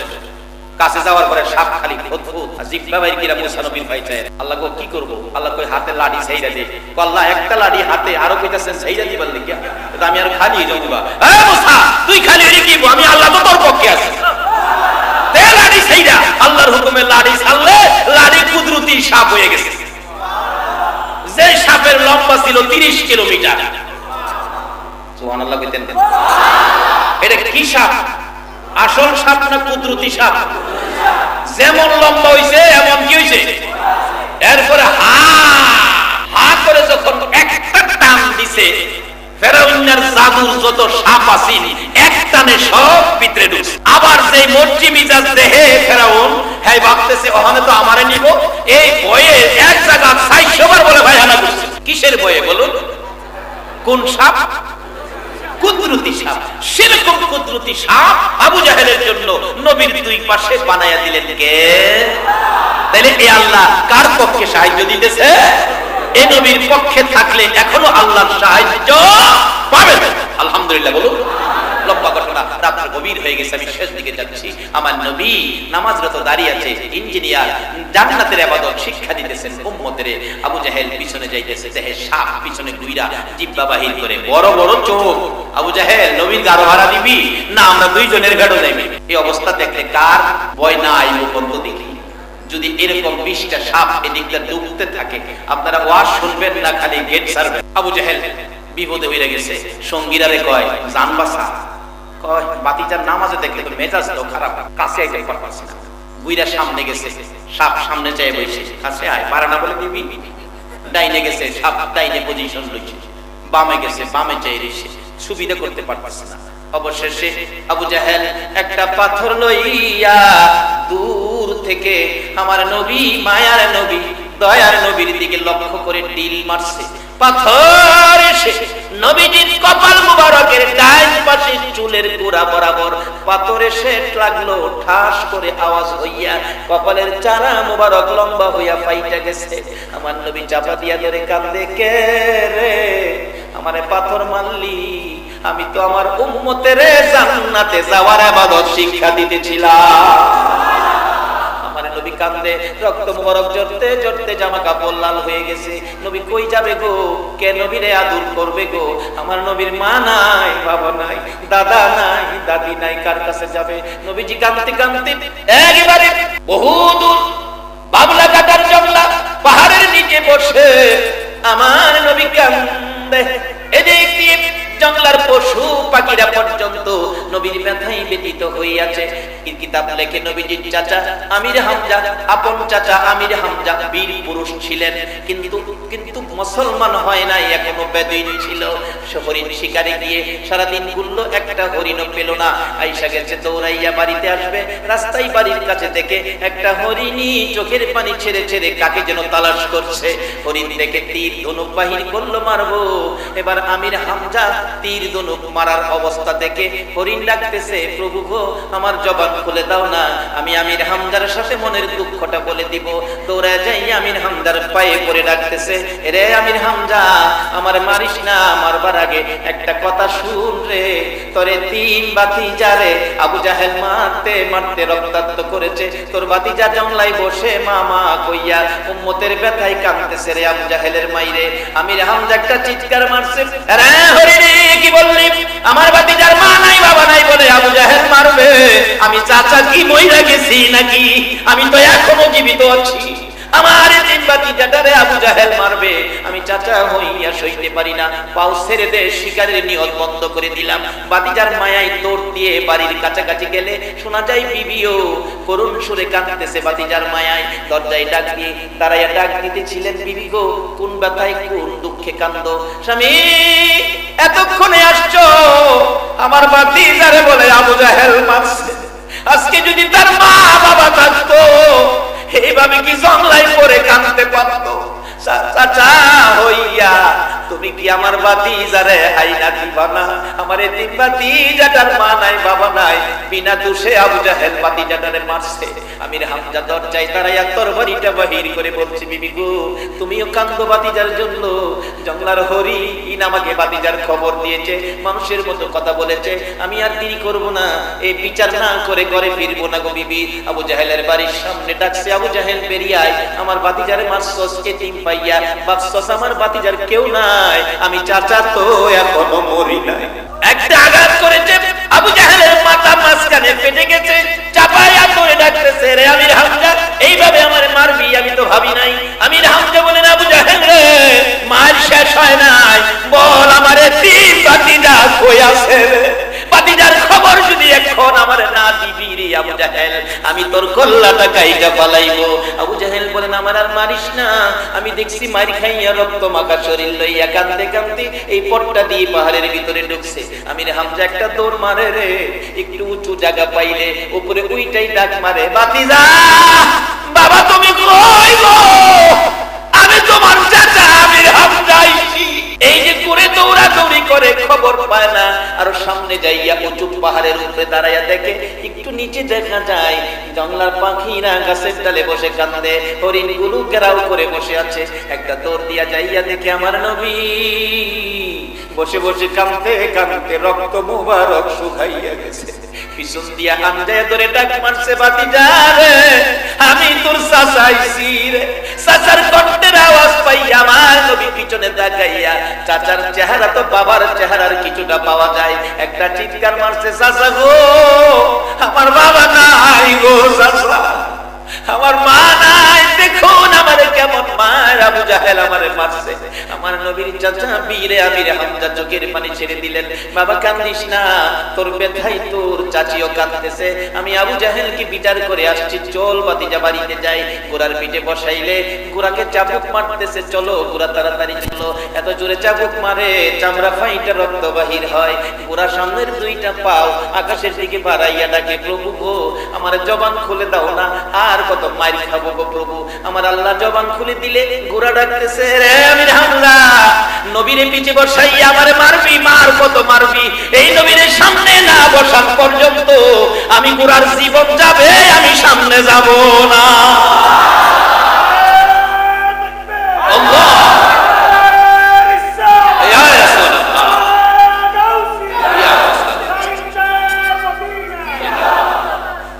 আমির হামজা বলেন, বাবা গো হরিণের মুখে যার প্রশংসা শুনেছি, গোরার মুখে যার প্রশংসা শুনেছি গো বাবা, তোমাকে চিনতে আর বাকি নাই, আসো তুমি সামনে বসো। লম্বা ঘটনা, সামনে বসলে ঘোড়া দ্রুত গতিতে চলছে। বাড়ির কাছাকাছি গেলে আমির হামজার বিবি আওলাকে সে পাগল বেশে দুইটা হাত বাড়াইছে, বাবা মোহাম্মদ হায় বাবা ঘরে আয়, আমি তোমার মার মতো আদর করব। আমার নবী ঘোড়ার দিকে নাইমা একটা চিৎকার মারছে, মা নাই গো, চাচি আমার মার মতো আদর করবো গো। ঘরের ভিতরে বসাইয়া রুমাল ভিজাইয়া ভিজাইয়া রক্ত মোবারক পরিষ্কার করার পর পাথরের আঘাতের দাগ মাঝখানে ফেটে বেরিয়ে গেছে। আমির হামজার বিবি ডাকতেছে, ভাতিজা এই জায়গায় বুঝি আবু জাহেল তোমারে মারছে? কি করেছিলা গো বাবা? তুমি কি আবু জাহেলের কোনো ক্ষতি করেছো? না চাচি। দুঃখ দিয়েছো না, কষ্ট দিয়েছো না, গালি দিয়েছো না, তাহলে কেন মারলো? চাচি আমি আমার উম্মতের জান্নাতে যাওয়ার ইবাদত নামাজ শিক্ষা দিতেছিলাম, এই অবস্থার মধ্যে আবু জাহেল আমাকে মারছে। আমার আল্লাহ বলেন, বন্ধু আমির হামজার বিবির সাক্ষী বানাইয়া, আমির হামজাকে সাক্ষী বানাইয়া যেই নামাজের জন্য এইভাবে মার খাইছো, আমি কিয়ামত পর্যন্ত তোমার উম্মতের কাছে এই ব্যথার খবর পৌঁছাইয়া দিব। এই ব্যথায় ব্যথিত হইয়া, এই দুঃখে দুঃখিত হইয়া তোমার উম্মতেরা যদি তোমার ভালোবাসায় নামাজে দাঁড়াইয়া যায়, আমি আল্লাহ কথা দিলাম বিনা হিসাবে জান্নাতে ঢুকাইয়া দিব। সেই নবী কষ্টের অর্জিত, যেই নবীকে জান্নাতে যাওয়ার ইবাদত শিক্ষার ইঞ্জিনিয়ার বানায়া রহমতের নবী লোক দিয়া পাঠাইছেন। এই নবী কষ্ট করে জান্নাতে যাওয়ার ইবাদত বড় কষ্ট করে অর্জিত, এই কষ্টের ইবাদত নামাজটুকু আমাদের কাছে রেখে সোনার মদিনায় শুয়ে আছে। যদি এই নবীর সুপারিশে, এই নবীর উম্মতের পরিচয়ে আল্লাহর দেওয়া জান্নাতে যেতে চাই, 10টা পৃথিবীর সমান আমাদের আমলের নামাজ থাকতে হবে। সাথে সাথে যদি মিলাদ মুস্তাহাব হয়, এর সাথে মিলাদটাও রাখেন, এটা স্পিয়ার চাক্কার কাজে দিবে। যদি ইবাদতের ত্রুটি হয়, মিলাদ যদি মুস্তাহাব হয়, স্পিয়ার চাক্কার মতো নাকাইয়া আপনাকে জান্নাতে পৌঁছাইয়া দিবে। বাবারা, ছোট জিনিসগুলিকে ছোট চোখে দেখেন না, ছোট জিনিসও বড় কাজ করে। যেমন বলতেছিলাম সুলাইমান আলাইহিস সালামের কথা, ফিকরা ছোট, বলছে তুই কি কইলি, আমার লোক লস্কর পাইরা ধরে সেবাইয়া লইব, কইলি কি তুই? আমি কি জালিম নাকি? আমি তো আল্লাহর নবী, আমি তো কোনোদিন কারো ক্ষতি করি না। হুজুর রাগ হয়ে গেছেন, তাইলে আমার বাড়িতে আপনার দাওয়াত। কথাটা খেয়াল আছে? সুলাইমান নবী তো দুঃখের মধ্যে হাসি উঠে গেছে, রাগের মধ্যে ঠান্ডা হয়ে গেছে, আগুনের মধ্যে পানি লেগে গেছে। তুই খাস কি, আমারে খাওয়াইবি কি? দাওয়াত যে দিলি, হুজুর তাইলে আপনার সাথে যত লোক লস্কর আছে সব সহ আমার বাড়িতে দাওয়াত। আল্লাহ কয়, সুলাইমান দাওয়াত কবুল কর, নাইলে সমস্ত পৃথিবীর মাখলুক দাওয়াত দেবে। দাওয়াত কবুল করছে। পিঁপড়া কান্দে, প্রভু গো, আমি খাই কি আর খাওয়াবো কি? আমি তো দাওয়াত দিছি, তোমার উপরে ভরসা করে। পিঁপড়া যদি আল্লাহর উপরে ভরসা করতারে, আর আমরা আল্লাহর শ্রেষ্ঠ সৃষ্টি, আমরার শ্রেষ্ঠ সৃষ্টি, আল্লাহর শ্রেষ্ঠ মাখলুক, আমরা কি আল্লাহর উপর ভরসা করতে পারি না? কিন্তু খালি খালি করলে হবে না, নবীর আদর্শ লয়ে করতে। আল্লাহ, আমি তো দাওয়াত দিয়ে লাইছি, আমি খাওয়াম কইতে, আমি একদিন খাওন টানলে 6 মাস খাইতারি, একদিন টানলে না 6টা ভাত নি, তার 6টা ভাতের বেশি টাইনা না, ও 6টা গম নিব, এর বেশি কি নিব? আমি এই 6টা গম টাইনা নিলে 1 বছর খাইতারু, 6 মাস খাইতারু। মানে এই সুলাইমান নবীর লোক লস্কর আমি খাওয়াম কইতে আমার কি ক্ষমতা আছে? আমি তো তোমার উপরে ভরসা করে দাওয়াত দিয়ে লাইছি। আল্লাহ কো, চিন্তা করিস না, ব্যবস্থা করতেছি। জিবরাইল, একটা প্লেট খাবার বেহেশতের থেকে পাঠাইয়া দে, আর ফিফরারে কইস এক সাইডেতে যাতে বিসমিল্লাহ ব্যবহার করে সুলাইমান নবী খাওয়াই। কি ব্যবহার করে? এই বিসমিল্লাহ পৃথিবীতে আইতো না যদি আমরা নবী না আইতো। সুবহানাল্লাহ বলুন। এই সমস্ত জিনিস সবগুলি বাজেট তো আমাদের জন্য। বিপদে বসে দেখতে হারারে কিছু দিছি, বেহেশতের খাওয়ার এক প্লেট দিছে, এটা থেকে বিসমিল্লাহ করে খাইতে খাইতে খাওয়াইতে শুরু করছে। সুলাইমান নবী সহ তার সকল মেহমান খাওয়ার পরও এখনো 4 ভাগের 1 ভাগ খাওয়ানো শেষ হয়েছে। এই আল্লাহ এখনো আছে কিনা বলুন? এই আল্লাহ আপনার রহমতের নবী দিছে, বলুন আপনারে কম দিছে না বেশি দিছে? এই রহমতের নবী গড়ে নিতে আপনারা রাজি আছেন? রাজি থাকার অর্থই হবে নামাজে দাঁড়ায়া যাওয়া। এই নামাজের জন্য নবী মাইর খাইছে, নামাজের জন্য নবী মাথা ফাটাইছে, নামাজের জন্য নবী গলা চিবা খাইছে, গলা ফাঁস লাগাইছে। এই মহব্বতে কেউ যদি নামাজ করে নেন, সেই যেন রাসূলকে ঘরের মধ্যে ঢুকাই। বাবারা, আসুন আজকের মাহফিল থেকে এই আলোচনাগুলো আমরা বাড়িতে নেই, মিলাদুন নবীর পক্ষে থাকি, নবীকে জান্নাতে যাওয়ার ইঞ্জিনিয়ার হিসাবে মাইনা নেই, রহমতের নবী হিসাবে মাইনা নেই। ও মা বোনেরা, মাগো, তোমরাও নবীকে মানো, মদিনার মহিলাদের মতো ভালোবাসা দাও। কারণ তোমরাও একদিন যেই ঘরে রঙের শাড়ি পরে বউ হইয়া ঢুকছো, এই ঘর থেকে একদিন তোমাদেরও সাদা কাফনটা পরে বেরিয়ে যেতে হবে। সেদিন আসার আগে মাগো, তোমরাও নামাজি হও, নবীর আদর্শ মাফিক নামাজ পড়ো, আর চাকরি করো, নবীর আদর্শ নিয়ে যাও। চাকরি করা নিষেধ না, মা পর্দা করে যাও, বেপর্দা হয়ে এলোমেলো ভাবে মা চলাফেরা করো না। একদিন তোমার এই দেহটা পচে গলে মাটির সাথে মিশে যাবে। কাজে সেদিন আসার আগে নবীর আদর্শ, নবীর দেখানো রাস্তায় এই দেহটাকে পরিচালিত করো। মনে যা চা তা করো না গো মা, পর্দার সহিত চাকরি করো। পেটের দায়ে চাকরি করতে আসছো, নিষেধ নাই, কিন্তু পর্দা ছাইরো না, নবীর বিধান, নবীর তরিকা, নবীর আদর্শ ছাইরো না। আল্লাহ আমাদের সকলকে আজকের আলোচনা আমল করার তৌফিক দেখ। সকলে বলুন আমিন। আসুন, যে নবীর উপর আল্লাহ নিজে দুরূদ ও সালাম পাঠ করে, এই নবীর উপর দুরূদ ও সালাম ঈমানদার হয়ে কোরআনের ভাষায় পাঠ করতে কি আপনারা রাজি আছেন? আসুন তো দেখি, ইয়া নাবী সালাম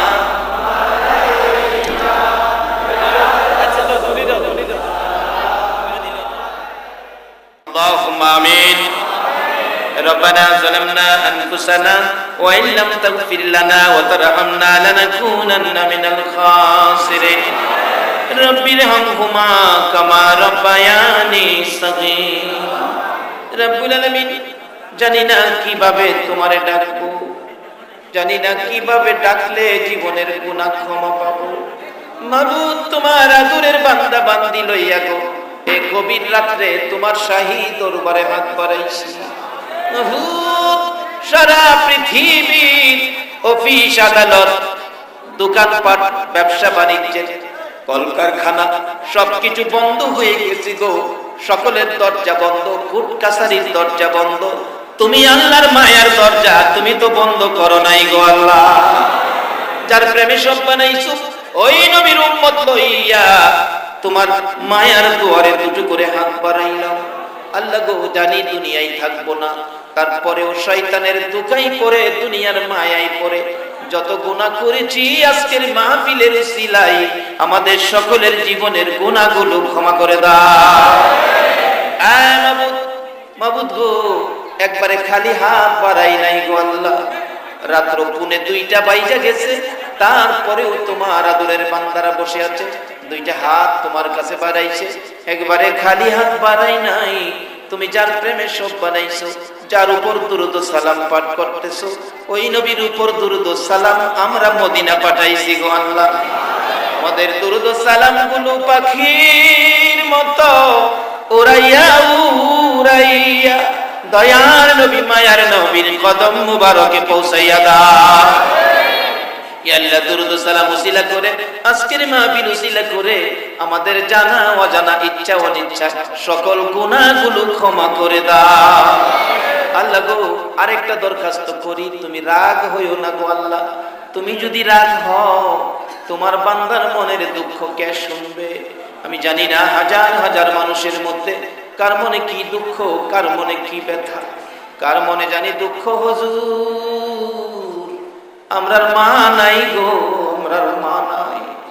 কার মনে জানি ব্যথা, হুজুর আমরার বাবা নাই, বাবা নাই। কে জানি হাত বাড়াইছে মায়ের অভাবী, কে জানি হাত বাড়াইছে বাবার অভাবী।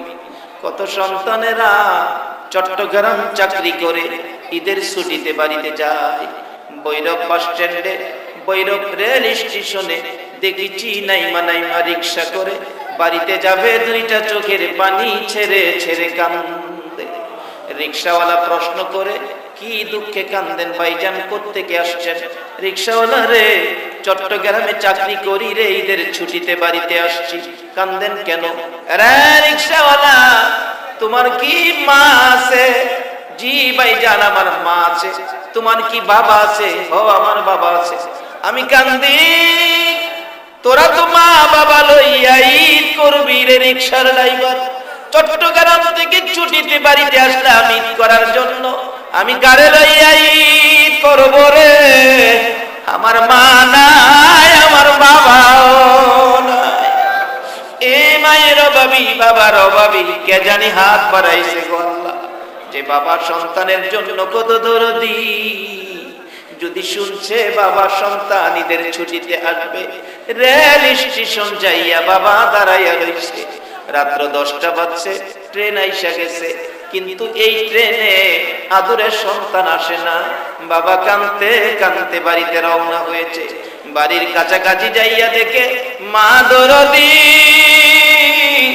আম গাছের নিচে দাঁড়াইয়া এতিমের মতো কান্দে, চোখের পানি ছেড়ে ছেড়ে ডাকে, মাবুদ গো, আমার বাবা কোন সময় বাড়িতে আসবে গো? যতক্ষণ সন্তান বাড়িতে না যাইতো মা দরদি দরজাটা খুইলা বিনাইয়া বিনাইয়া কাঁদতো। এই দরদি মা কার জানি দুনিয়ায় নাই, ওই বাবা কার জানি দুনিয়ায় নাই রে আল্লাহ। এই মুহূর্তে ওই সকল মা বাবার কবর জান্নাতের বাগান বানাইয়া দাও। রে জান্নাতের মালিক, তোমার জান্নাত কার জন্য রাখছো? ওই সমস্ত মা বাবা যার কবরে গো, তাদের পক্ষ থেকে তোমার জান্নাত ভিক্ষা চাই গো আল্লাহ। তাদের কবরগুলো জান্নাতের বাগান বানিয়ে দাও। ইয়া আল্লাহ, মা বাবা যার দুনিয়াতে আছে হায়াত বাড়িয়ে দাও। মা বাবা কেমন জিনিস বুঝার তৌফিক ছেলে মেয়েদেরকে দান করে দাও। ইয়া আল্লাহ, খাস করে দাদা দাদি, নানা নানি, শ্বশুর শাশুড়ি, আলিয়া আওলাদ, বংশধর, মই মুরব্বী, পাড়া প্রতিবেশী, খানদানবাসী, মহব্বতী যারা কবরে, চট্টগ্রামের জমিনের নিচে, আল্লাহ হালি শহরের জমিনের নিচে, সারা বাংলার জমিনের নিচে, সারা পৃথিবীর জমিনের নিচে যত মুমিন মুমিনাত ঘুমিয়ে আছে সকলের কবর জান্নাতের বাগান বানাইয়া দাও। মাবুদ গো, আজকের মাহফিলের আয়োজন যারা করেছে গো, কে গো এ সন্তানের মা, কে তোমরা এ সন্তানের বাবা, এত বড় মাহফিলের আয়োজন যারা করেছে আল্লাহ তাদের এই কষ্ট, তাদের মাহফিল কবুল করে নাও। এই মাহফিলের উসিলায় তাদের বংশধর্ময় মুরব্বী যারা কবরে কাজ করে, এই মহল্লা থেকে যাদের নাম ঘোষণা করা হয়েছে দুয়ার দরখাস্তের জন্য, তাদেরকে সহ সকলের কবর জান্নাতের বাগান বানায়া দাও। এই আজকের মাহফিল কমিটির আমার সাথে সাক্ষাতের জন্য কয়েকবার গিয়েছে, প্রভু গো তার মনের সব আশা পুরা করে দিও গো আল্লাহ। আল্লাহ ইসমাইল ভাই সহ তার কমিটির সকলের বংশধর, খানদান, মুরব্বীরা যেখানে আছে আল্লাহ দুনিয়ার জমিনে সকলকে হায়াত বাড়াইয়া বিপদ আপদ থেকে বাঁচাইয়া রহমত বরকত শান্তি দ্বারা ভরপুর করে দাও গো আল্লাহ।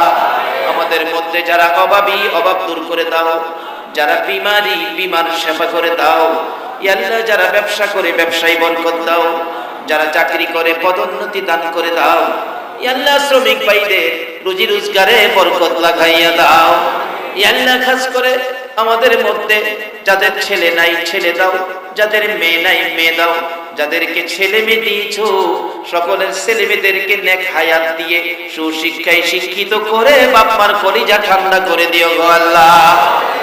আল্লাহ খাস করে আমাদের মধ্যে যাদের ছেলেরা বাইরা বিদেশ থাকে সহি সালামতে রাখো, যারা বিদেশ যাবে মনের আশা পুরা করে দাও আল্লাহ। খাস করে আজকের মাহফিলে দূর দূরান্ত থেকে যারা উপস্থিত হয়েছে, মাহফিল শেষে যারা যেখানে যাবে সহি সালামতে পৌঁছাইয়া দিও গো আল্লাহ।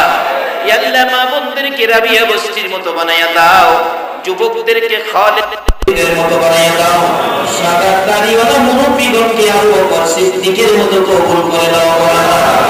আল্লাহ খাস করে আমাদের মধ্যে যারা হাত বাড়াইছে আল্লাহ গো, যারা নামাজি নামাজ কবুল করে দাও গো আল্লাহ।